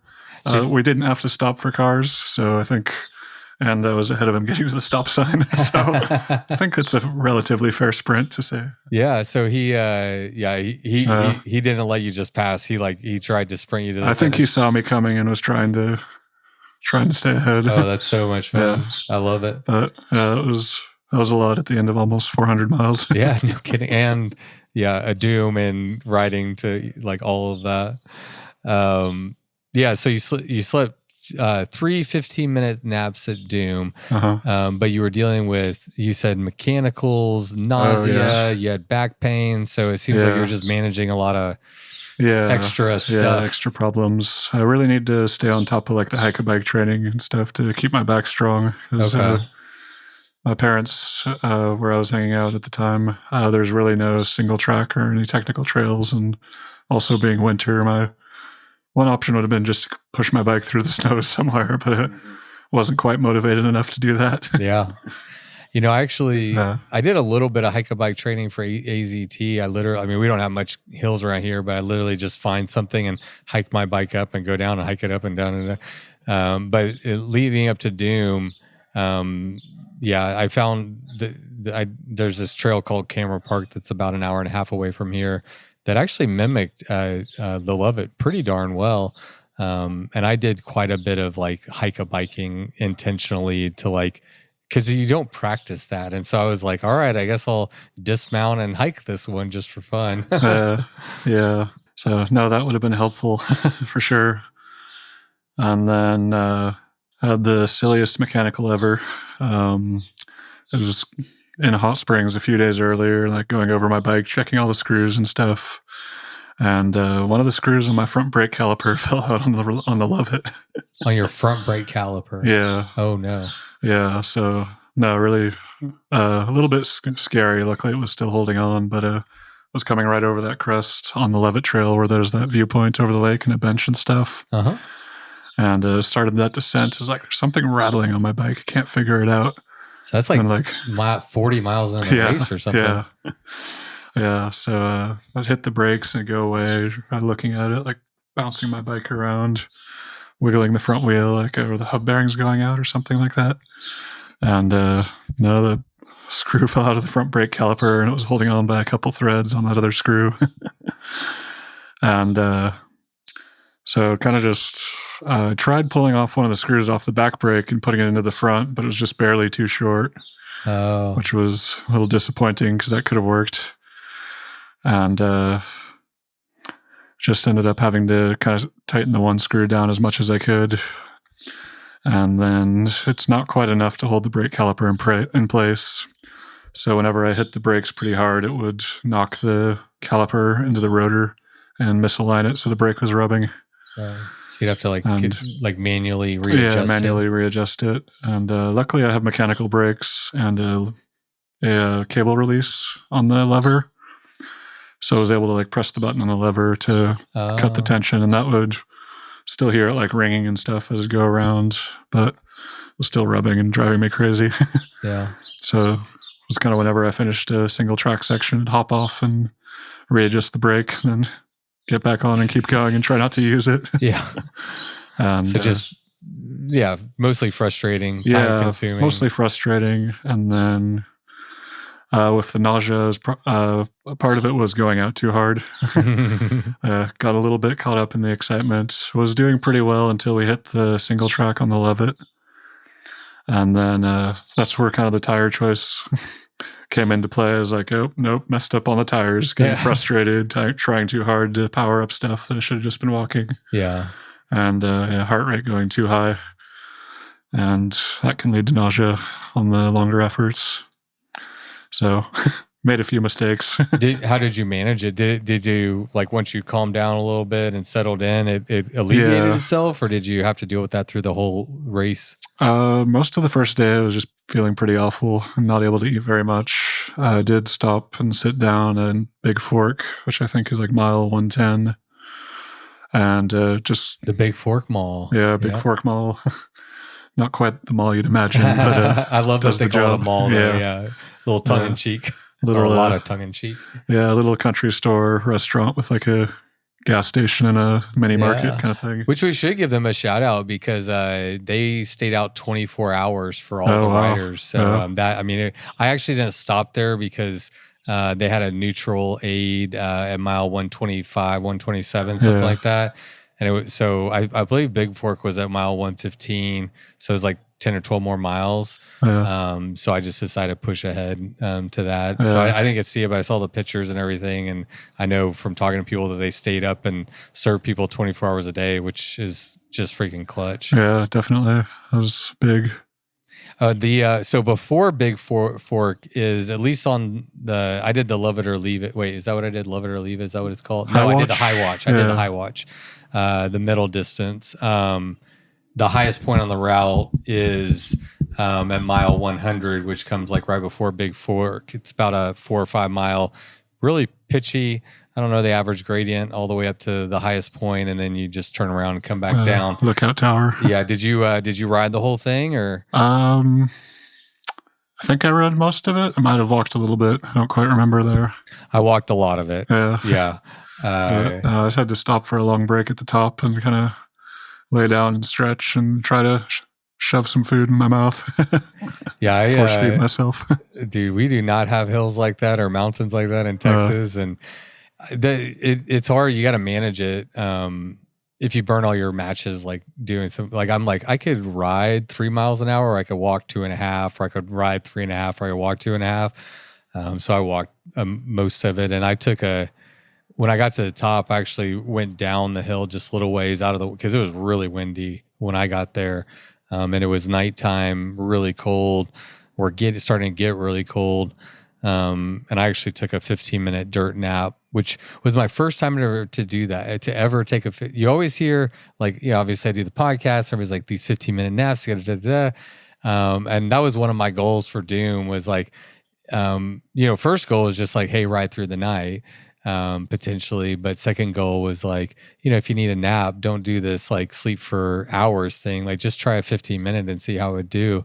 And that 100 miles came right around midnight for me, and I wasn't that tired at all. Like the nighttime is when I shine, quote unquote shine. Like in my daily life in riding, like I'm more of a night owl. I'm way more awake. So like at 12 o'clock, I wasn't even getting close to like that tired or fatigued. But I was still like, what would it be like if I just gave my body 15 minutes and then like kept going? Like and it was pretty cool. Like, I think mostly it just gives your nervous system a rest. Like I didn't sleep, but I just laid there, eyes closed, completely still, comfortable for 15 minutes. It was relaxing and felt a little refreshed, and got up and made it to the aid station. Yeah. Nice. Yeah, that was actually first time for me too with Doom. Doing the dirt naps. Trying the 15-minute naps? Yeah, that was kind of the plan going into it, of push it on sleep, but take naps if I need to. How did it work out for you? Same, surprisingly well. Yeah, just the one nap the first night, and then got some caffeine and stuff in me. Brought a few of the 5-hour energies. Was not as helpful as I was hoping, but was enough to keep moving. How are you ingesting your caffeine? Do you bring pills, or are you just getting it through like liquids? Liquid, like little 5-hour energy shots. Just the 5 hours, yeah. Yeah, I've tried caffeine pills once, and they gave me heart palpitations. Oh, really?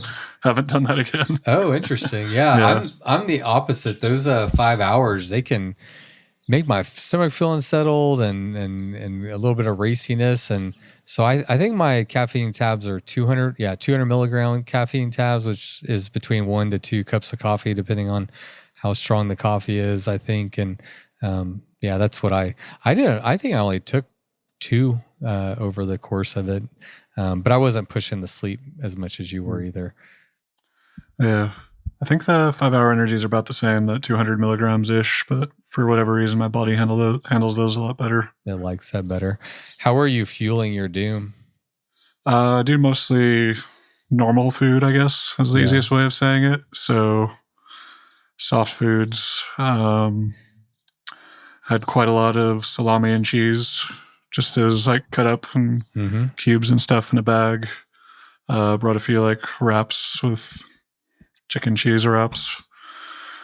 Brought some cheesecake. That was actually my drop bag thing for that. I managed to stuff like 3/4 of a cheesecake into my drop bag. And that was amazing. Felt Was really, it? yeah, Okay. felt really good after. It sounds a little heavy to me. It does sound a little bit heavy. Yeah. It didn't work as well with East Texas Showdown because I did the whatever top tube bag I have is stuff like half a cheesecake in there. And I was not able to eat that with the heat. It didn't work with the warmer weather, with the warmer temperatures for me. It was hotter in Texas than Arkansas. Yeah, and the humidity. Oh yeah, we got more of that too. Yeah, so yeah, still figuring it out, but softer foods, some cookies, like little snack cake things, whatever, oatmeal cream pies, that kind of thing. Yeah. Do you mess with any of the sports hydration mixes or anything? Not really. Mostly just because it's expensive. Yeah. So, being cheap, and I have tried like homebrew stuff, but that's literally just table sugar and some salt. Yeah, I was gonna say. Yeah. Make your own. If you look at the ingredients, I'm pretty sure that's what some of those places are selling, and they're just putting labels on it. Yeah.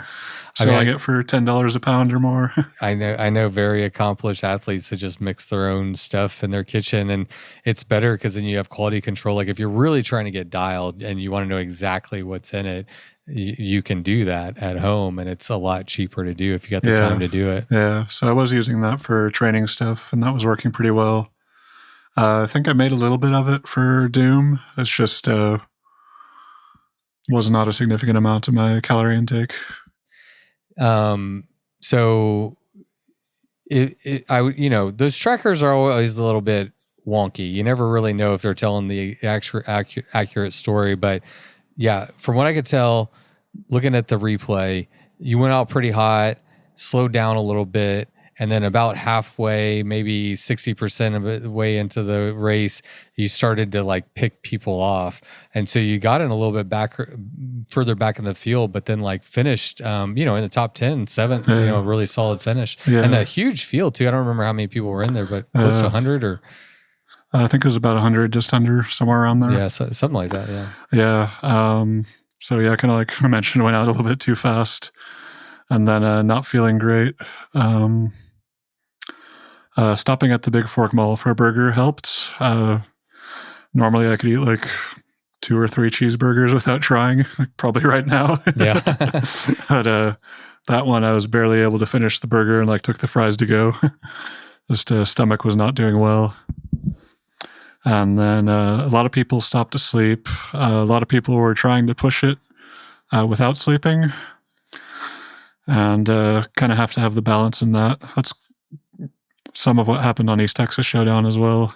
But from what little I looked at the tracker, I caught a bunch of people on the Womble Trail on Doom, especially in the later miles of that. There are people that are just kind of knocked out on the side of the trail, and I'd see like, oh, is that a bike over there or something like that? Oh, somebody sleeping, try not to shine my light on them. Temporary graveyards all along the trail. Exactly. Yeah, so yeah, I ended up managing that pretty well. I don't know that I ever felt good during the entire race. So I was definitely digging pretty deep to keep going, but at that point I was just kind of like, I'm just trying to finish, and whatever I get is what I get. Our experience were pretty closely aligned in some ways. I didn't have any mechanicals thing. Oh, my suspension, my front fork broke like within the last 6 miles.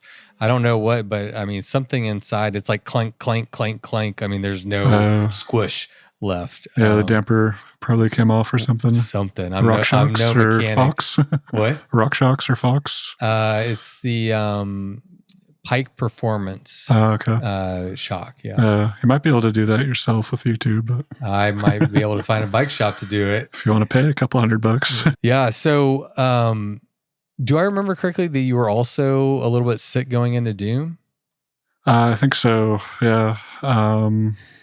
Just weird stomach stuff. I'm not 100% sure what was going on. If I was at just whatever water I was drinking, I was just drinking tap water like I normally do in developed countries. Mm-hmm. So could have been that. Could have been something I ate. Wasn't sleeping very well. It was like pre-race jitters or whatever. Mm-hmm. So that certainly didn't help either. But no, I got to dial it in a little bit more, figure out what's going on. So you never started feeling better towards the race. You just think that I guess maybe other people were feeling a little bit more worse and you got a little bit more gritty and just powered through, finished it off. I ended up stopping to eat quite a lot just because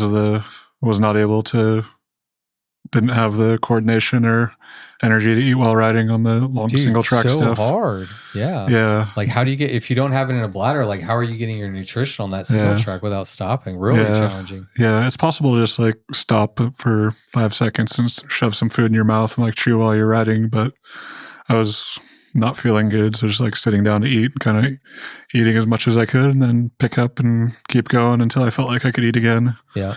So I think it's a lot of that of people were falling behind on sleep, nutrition, fatigue, all that stuff. Yeah.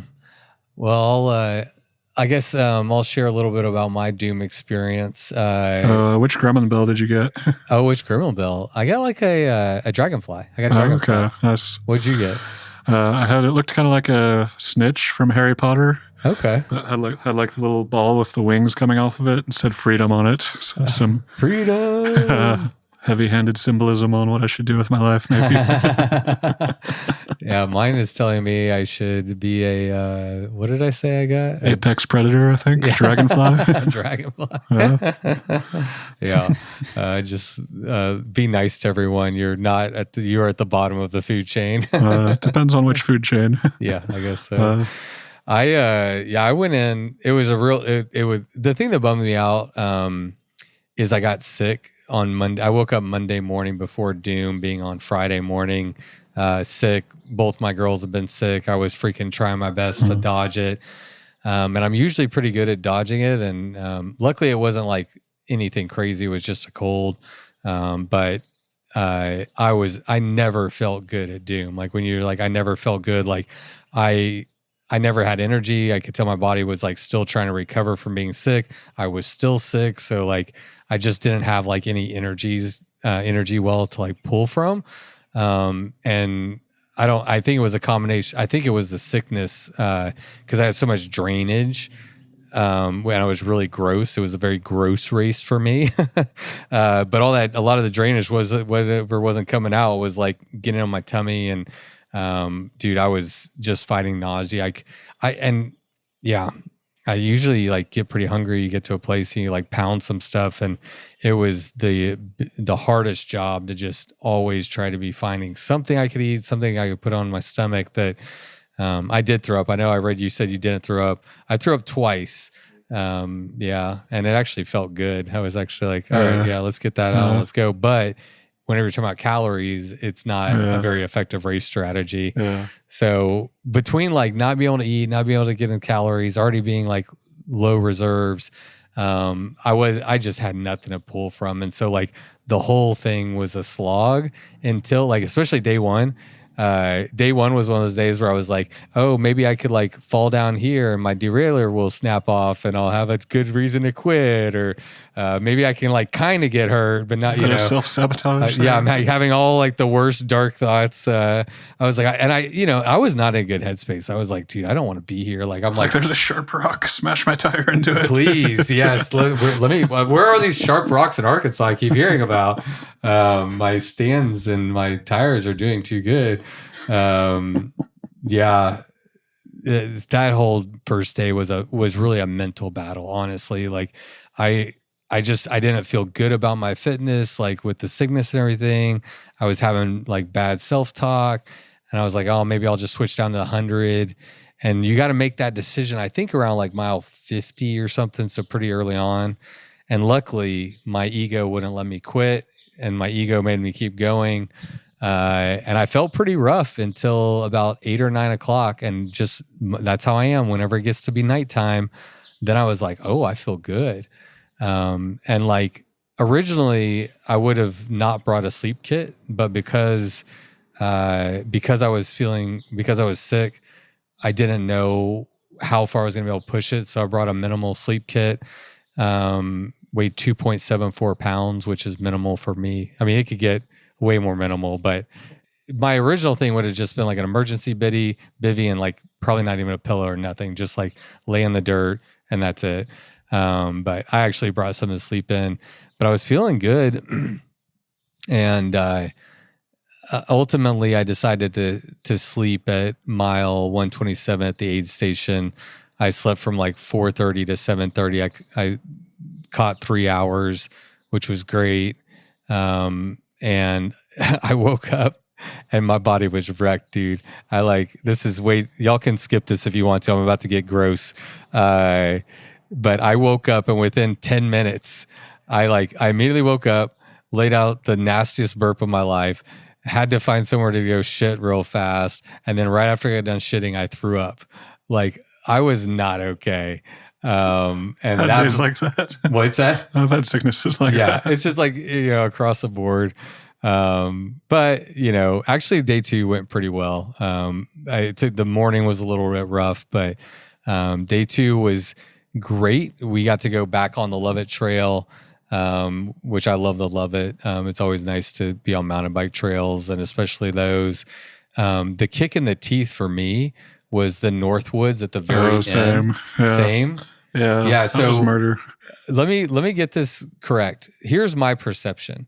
Andrew routed us out of town. So for anyone who doesn't know, we started the ride coming out of Hot Springs on the Northwood trails, mountain bike trails. And then the last section before you got back to Hot Springs was also on the Northwoods. Here's my perception. Andrew routed us out on the easiest trails possible, but on the way back, I'm guessing he found the hardest ones possible as a little kick in the teeth right at the end. Was that your perception, or was I just tired?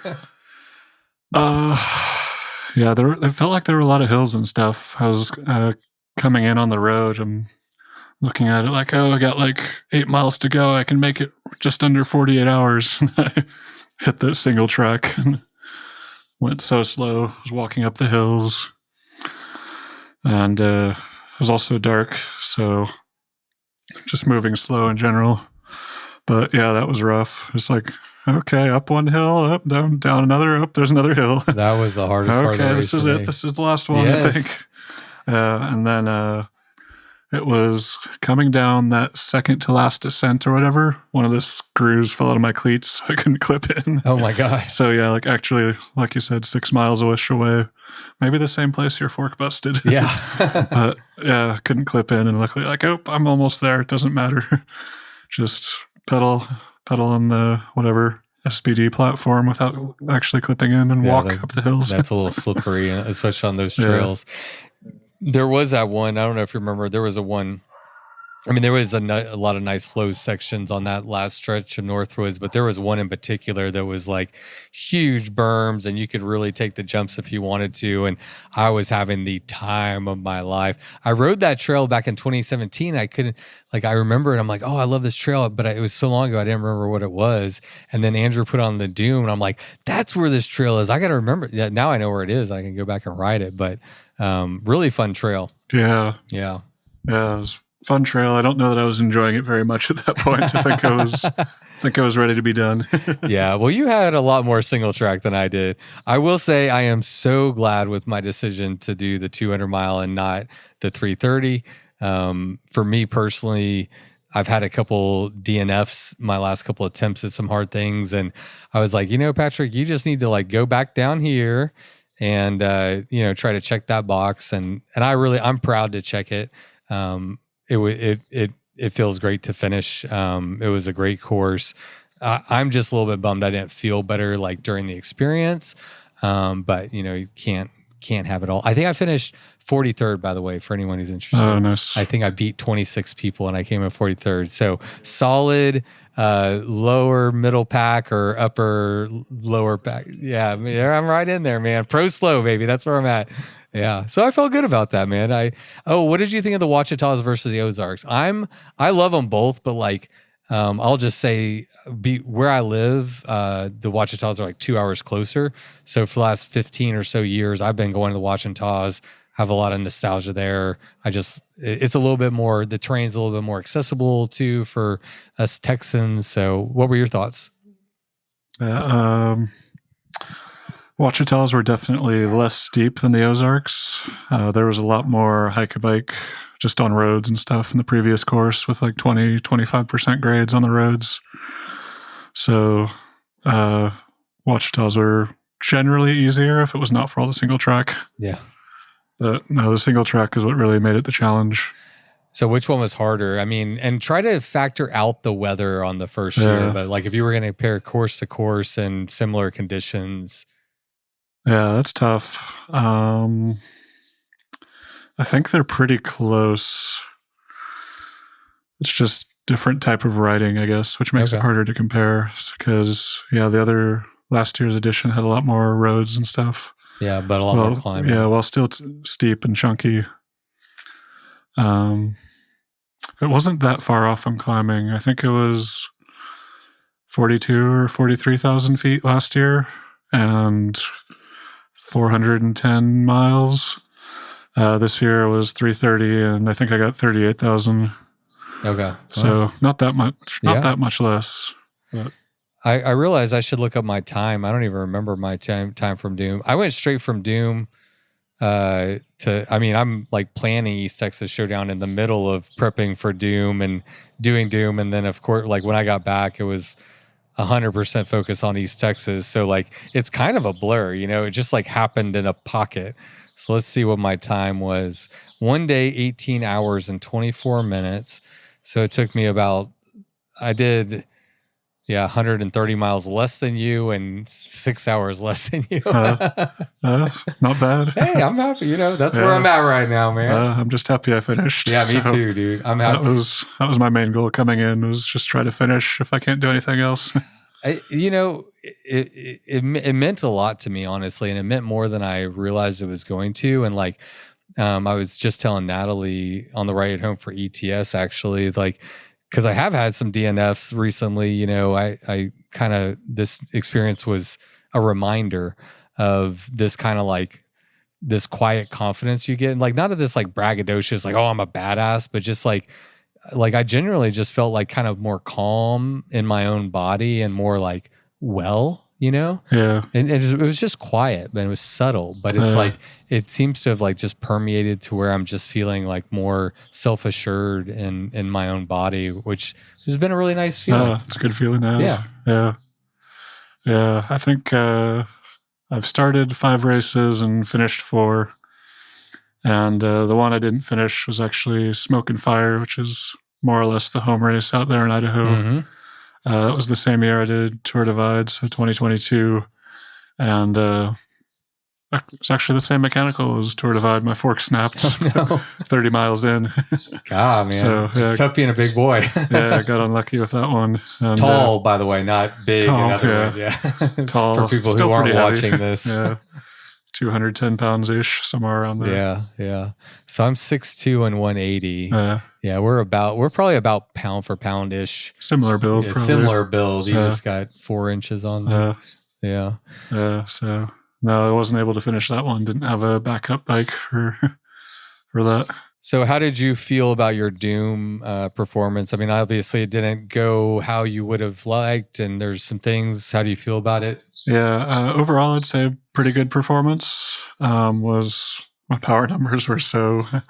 I was tracking power for the race, and even in the first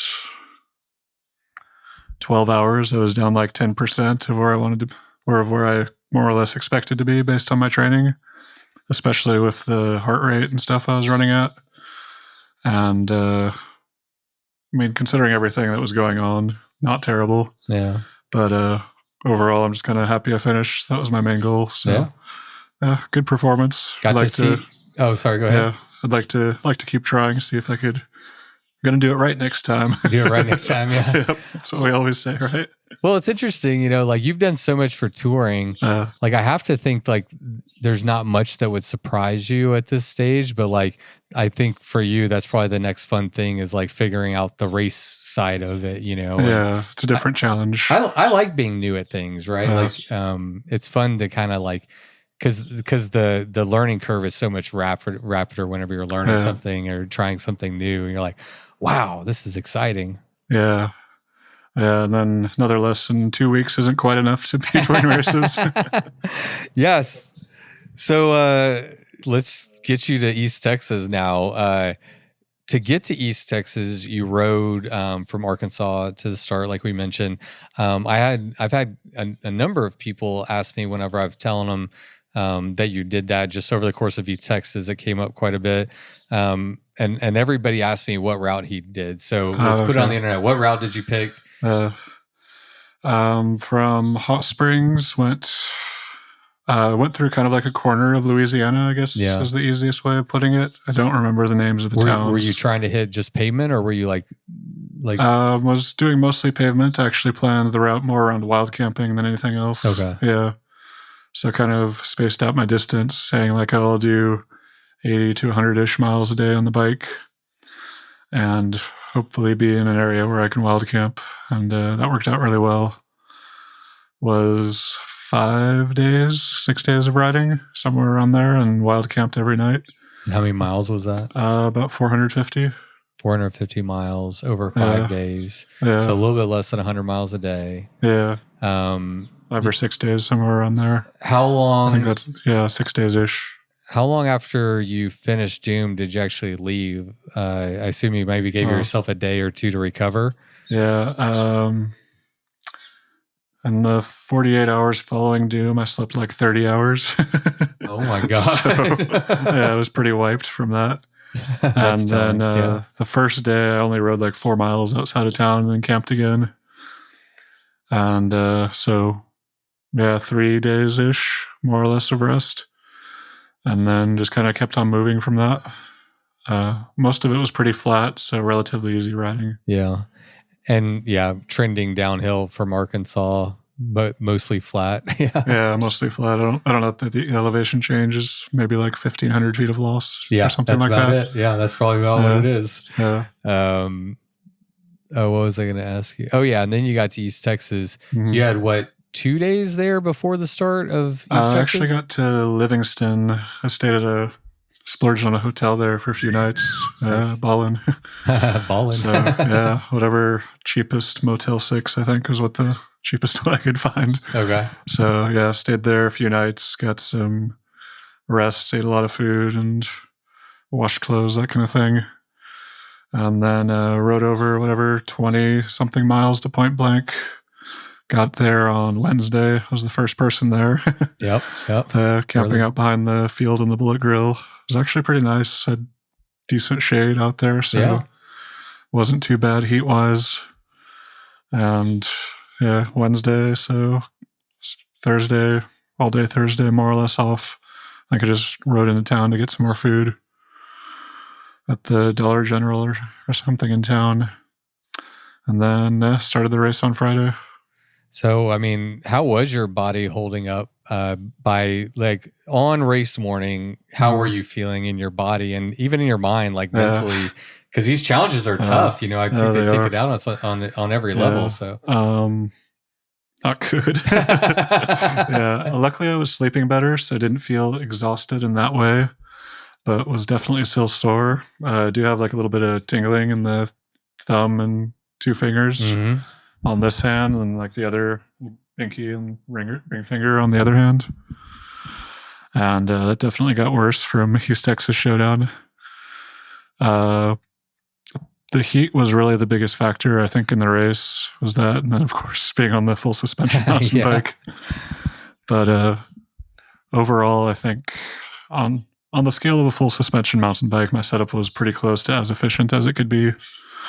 So did a 15 mile per hour moving average and 3.5 hours of stops time for the whole race, 15 mile an hour. Wow. Well, moving average. And moving average. Yeah. Without stop time. Yeah.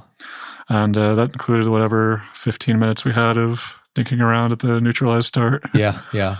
So that bridge is not very nice. An interesting situation. I rode across it coming out, and it was a little bit gross.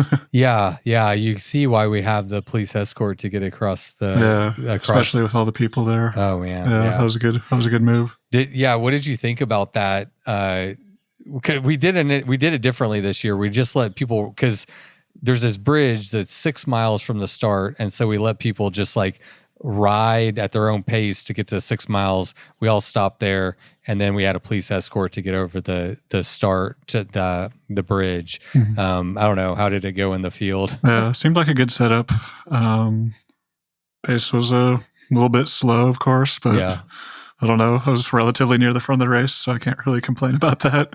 Yeah, how to make it so everybody can keep up. You were off the front through the neutral. We got a lot of good shots of you. And before I playing around, I was reviewing all of our. I'm editing all of our stuff from ETS right now. I was going through all the stuff last night, and I came across this drone shot of you that is like one of the coolest drone shots. Nathan freaking killed it. He like follows you down the road. He gets a pan to the side and full pan in front of you, and then he like comes over you as you like go into the woods. Like, it is cinematic masterpiece. So cool. We got some good content of you out there. The drone spooking me. I think I remember that. Yeah. Zzz, what is that? Little extra added challenges out there, I guess. No, excited to see that. That's one of the things that I think is cool about having the more organized races is having the pictures and stuff after the race. I think so, man. I'm all about the photos personally. Like when I go on stuff, when I used to do my mountain bike races, like I love getting the photos after. It's a nice keepsake, especially in a pretty place. Definitely. What were your goals, considering the bike you were on, considering how you felt? What were your goals going into East Texas? I was not sure what to expect, I guess, with that, because I wasn't sure about the recovery. Would have been nice to go faster, of course. I think, I don't know, just like simple things I could change would be not having the big handlebar bag in the front, because that was acting like a little bit of a sail at the higher speeds, it felt like. But as far as goals on there, I think once I was hoping to place pretty well, but once I got kind of a few hours in, it was kind of just like, I think I'm just going to have to try to finish this one too. Because power numbers were even worse than Doom. Okay. So, no, for the first, whatever, I don't know, do we want to go into number nerdery? Sure. Or is that, let's hit some numbers. I'm curious. Okay. So for Doom, I was pushing around 2.6 watts per kilo around the first 12 hours, getting to the beginning of the Womble Trail, and then drop for normalized power. And that dropped off really heavily. I think I finished with like 2.1, 2.2 watts per kilo average. It's me just a little over 90 kilos-ish. So I'd be around 240 for the first 12 hours. And then I think 195 normalized at the finish for Doom. For East Texas Showdown, I think for the whole race, I was like 208 normalized. Okay. And that would be, from my training numbers, that would have been like a easy recovery ride pace. Okay, yeah. Where I was pushing closer to 3 watts per kilo in like a low zone 2. Yeah. So definitely not anywhere close. Mostly mental. I mean, sorry, not mental fatigue, but mostly physical fatigue, you think? I think the physical fatigue, I can overshare on all my gross stories too, I guess. Yeah. The day before East Texas Showdown, I'm pretty sure I had diarrhea like 8 times. Oh my God. And ended up making a quick run to the gas station to buy some Imodium. Had to take max dose to keep it from coming. Yeah. And had to stay on that for like the first half of the race before his stomach began to settle. Wow. So yeah, it was pretty nasty. Heat was a big factor. I was just taking the breaks to stop and chug water, trying to eat again, having the problems with eating again. Stopped and sat down to eat in Jacksonville. Where'd you eat in Jacksonville? Panda Express. Oh, we talked about that beforehand. Yeah. Yeah, Panda Express. And, that really helps. Got a good sized plate there. Got some more calories in, and sat in the AC. That made a really big difference for me. I was feeling a lot better after that. And then I was also getting later in the day, so beginning to cool off. Mm-hmm. I'm curious, what brought you to East Texas? What put that on the radar? I mean, was it a proximity thing? Hey, I might get a lot of it was proximity. So just kind of the stacking the races. Hopefully, me being cheap again, cutting expenses a bit. Yeah. Only having to travel for fly out once as opposed to back and forth. Yeah. So yeah, definitely the proximity, and then just kind of wanting to get out and see how I do. Another race. I handle it. Yeah. I mean. Yeah. I don't think that's a fair representation of your ability because of the bike and, your heavy racing leading up to that. And then, a fairly sizable ride to the start line. So, you definitely held your own on a full suspension mountain bike in a really strong field in a year where we had a course record in almost every single category. I mean, the weather was good. The wind, you'll know, the wind was almost perfect. The wind was perfect. It literally blew everyone back and then, out and then blew everyone back. I mean, it was just, we're not going to get this again probably for a long time. So it was a tough year, I think, I mean, there was people who were really pushing the pace. Stephen Fitzgerald was off the front early. Dennis Lockskin, Connor O'Brien, Megan Hakkinen. I mean, they were freaking cooking. They were moving. No, I decided early on I wasn't going to chase anybody since we were a little bit lax on the no drafting thing for the first couple hours, I think. Yeah, I would love to hear about that. And I was actually thinking about how do we break that up? There aren't a lot of good options. It's kind of people are moving at roughly the same pace, so it's more just I don't think anybody was trying to draft. And by the time I saw him around mile 40, it had broken up. Mm-hmm. But I know in the beginning, nobody was able to break away from each other. Yeah. And, typically at that race, there's an 8 mile, notoriously just horrendous mud section that comes at mile 14, so early on. And so it's always been this defining moment where it breaks up the field. But this year there was nothing to break it up. And so I'm going to have to think that through. I thought about how are we going to keep the front of the race honest next time? Yeah. I was fully honest. I was intentionally trying not to draft, but some people were just kind of sitting in whatever. Yeah. There's not a whole lot you can do about it just because that early in the race, people are still trying to make moves and figure out what's going on. Yeah. Well, I'm going to keep them honest. We're going to figure it out. Yeah. No, I think one of the few things you have to do would be time trial started, starting people 2 minutes apart. I was thinking that might be the best option. Yeah. Is maybe if you're doing showdown, it's a time trial start, and then then we'll do a grand apart for other people or something. Mm-hmm. But we got to break up that front if we're gonna have on wet years. I don't think it matters as much because of the mud and stuff. But yeah, if we're gonna have another fast year like that, I'm gonna keep y'all honest. Yeah, it'd be a good idea. Have you ridden in Texas before? And what did you think about riding? A little bit, yeah, a little bit, not very much. Riding was surprisingly nice. Lots of dirt roads, really good route. I was impressed. So, yeah, worked out really well. Favorite parts of the trip? I didn't. So you haven't got around to doing your East Texas social media posts. Assuming one might be coming, but I pictures. Oh yeah, we got pictures coming. That epic drone shot. Yeah, that'd be nice. Absolutely. So what do you think your Instagram caption or post is going to say? What are your highlights or lowlights? What are some of your key takeaways from the showdown? Oh, a lot like Doom. I finished. Yeah, highlights would definitely just be being able to race out here again. Really enjoyed the community and energy around the race. That was fun. Kind of getting there a little bit early, hanging out, talking with people was really cool. This race was different than Doom in that I was almost around people almost the entire time. Mm-hmm. And that was really interesting because I hadn't really had that in the bikepacking races before.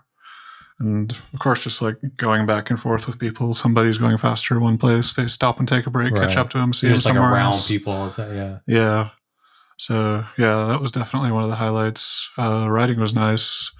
So do you like being around people? Like it gives you like a carrot to chase, or it's a little bit more motivation. Yeah. Yeah, it was also interesting overlapping with the slow downers and stuff. Right. And then wondering why I was blowing by them. I'm like, those guys aren't quite moving very fast. Like, it's the other race. Yeah. You see they're carrying 2 or 3 times the amount of stuff as you that's are. A lot of stuff. No fishing poles and the one lowdown this year we had a lot of people with fishing poles, which I thought was just so cool. Stopping a long way and catching fish. Yeah, but I really enjoyed the energy and stuff around the races. A little more organized bikepacking races are nice that way. Yeah, that's kind of the fun part is you get to, especially, Gotta get Patrick on his megaphone in all the races. Oh, yeah, I'll yell at you for sure. Got the hoedown. That was exciting. Yeah. I mean, that was kind of the whole idea with this show. I mean, that was one of the components that I thought was core, was the community celebration aspect and having a home base where we're all there and we can all hang out and talk bikes, because we're all going to go back in our normal worlds except for you. And you're going to go into your office and you'll be like, oh, I rode 400 miles this weekend. They're like, what? But when you're at these races, you can you are with your people, and so it's always exciting. Yeah. You mentioned the dogs. Yeah. Let's put the dogs out there, because this is always a fun conversation. How were they for you? I didn't have too many of them chasing me. And then most of them were just kind of play chasing, not like aggressive chasing. Right. Or they'll run alongside you and bark and stuff rather than like trying to nip at you or something. Right. So. Yeah. Most of them aren't. They're just protective of the area, and and some of them are just playing with you, having a good time. I have to assume you're pretty used to dealing with dogs and all kinds of stuff from touring. So nothing new there. Yeah, usually have a good idea of whether they're being aggressive or not, just with the way they're acting and running. Okay, so what is your tip for when you run into a real aggressive dog? How do you manage that situation? That's hard. The worst ones I've seen are like the Alsatians and stuff in Eastern Turkey and Central Asia. It's like the really, really big sheepdogs are pretty much the size of wolves, like 200, 250 pounds maybe. And they usually have the tails are docked. They have the ears cut off half the time just because they are actually defending the sheep that flocks against wolves and bears. And it's something else. They have these like big spiked nail collars with nails and stuff on them. So they're functional. Wolves and bears can't get their jugular. Can't bite them. Yeah. Those ones are scary and very territorial. I had one instance in Eastern Turkey where I actually had 2 of them chasing me, and one was like actually trying to bite me at one side, and one was like zigzagging in front of me trying to make me crash. So they're pretty smart. They're working in tandem. Yeah, I was carrying a combination traffic stick, dog stick, like basically a stick on the back of my bike that sticks out maybe a foot past my handlebars to encourage the cars to pass a little bit wider. That's usually pretty effective. And it was easy enough access. Could use it as defense against the really mean dogs. Yeah. They didn't care. They didn't care. Like we've had worse. We've been attacked by wolves. Like, are you petting me or something? I try to get them with whatever little stick I had. Speaking of dogs, there goes one right there. We heard him talking. All right, man. Well, I got to go pick up my kid. I guess that means podcast over, but I appreciate you coming on. It was fun that you just happened to be coming to my hometown, and thanks for having me. Yeah, we got to ride Doom together, and then you came out to my event. So I appreciate you coming out. It's always, man, I just always do appreciate the personal plug real quick. So should be posting on Instagram for upcoming stuff. Handle is the little jab at the bike touring backpacking thing, occasional _bikepacker. Yeah, occasional bikepacker. Not always bikepacking. Sometimes I'm bike touring. And then I'm probably going to end up writing on Substack, writing a blog on Substack. That will be also linked through Instagram. And I've published 1 book. Oh, you have? Yeah. Oh, we didn't even talk Yeah. about that. But what is your book? So, everything, we'll put all your stuff in the show notes too, so people can find you. That one covers my first year and a bit cycling through the Americas. Ooh, Until the Road Ends. Available on Amazon, self-published. That was easy and didn't have to deal with publishers. And written by me, Jacob Ashton. And did you do an audio version as well? Or? Don't have an audio version. Okay, no, I haven't put the effort into that. Yeah. That would require me to read the book again. I don't think I want to do that. Fair enough. Well, I do want to read that one. That's right up my alley, man. I'll check it out. Kindle Unlimited too, if you have that. Right on. Well, thanks for coming on, Jacob. Anything else? Thanks for having me. I think that's it. All right. Nice talking to you. Hopefully we can get together again sometime. Yeah, let's go ride bikes again one day, eh? All right. All right. Podcast over. Cool. Cheers. Cheers.